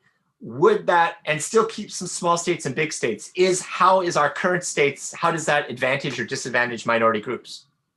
You could answer questions like that, very much so. Okay, are there any other questions or comments? Jonathan? Of course, we asked many during the talk as well. Okay, I've asked him plenty of questions on this topic. Okay, so there's a big thank you from you and from everybody in this thing, and thanks to all the speakers of this session and also for the conference. And thank you so much, Jonathan, for taking the time to give a talk, and to Natesh and to Gareth. Thank you very much. And well, I guess we convene. I don't know if you have anything else to say. And thanks to ICTS for helping us host this. So it was a Sandeep, if you want to say anything else, or Vivek, or. No, I think it's time to go home. Okay, thank you very much, everybody. And thanks to the speakers, especially for taking time off to do this, for a great start to the year. Thank you. Bye.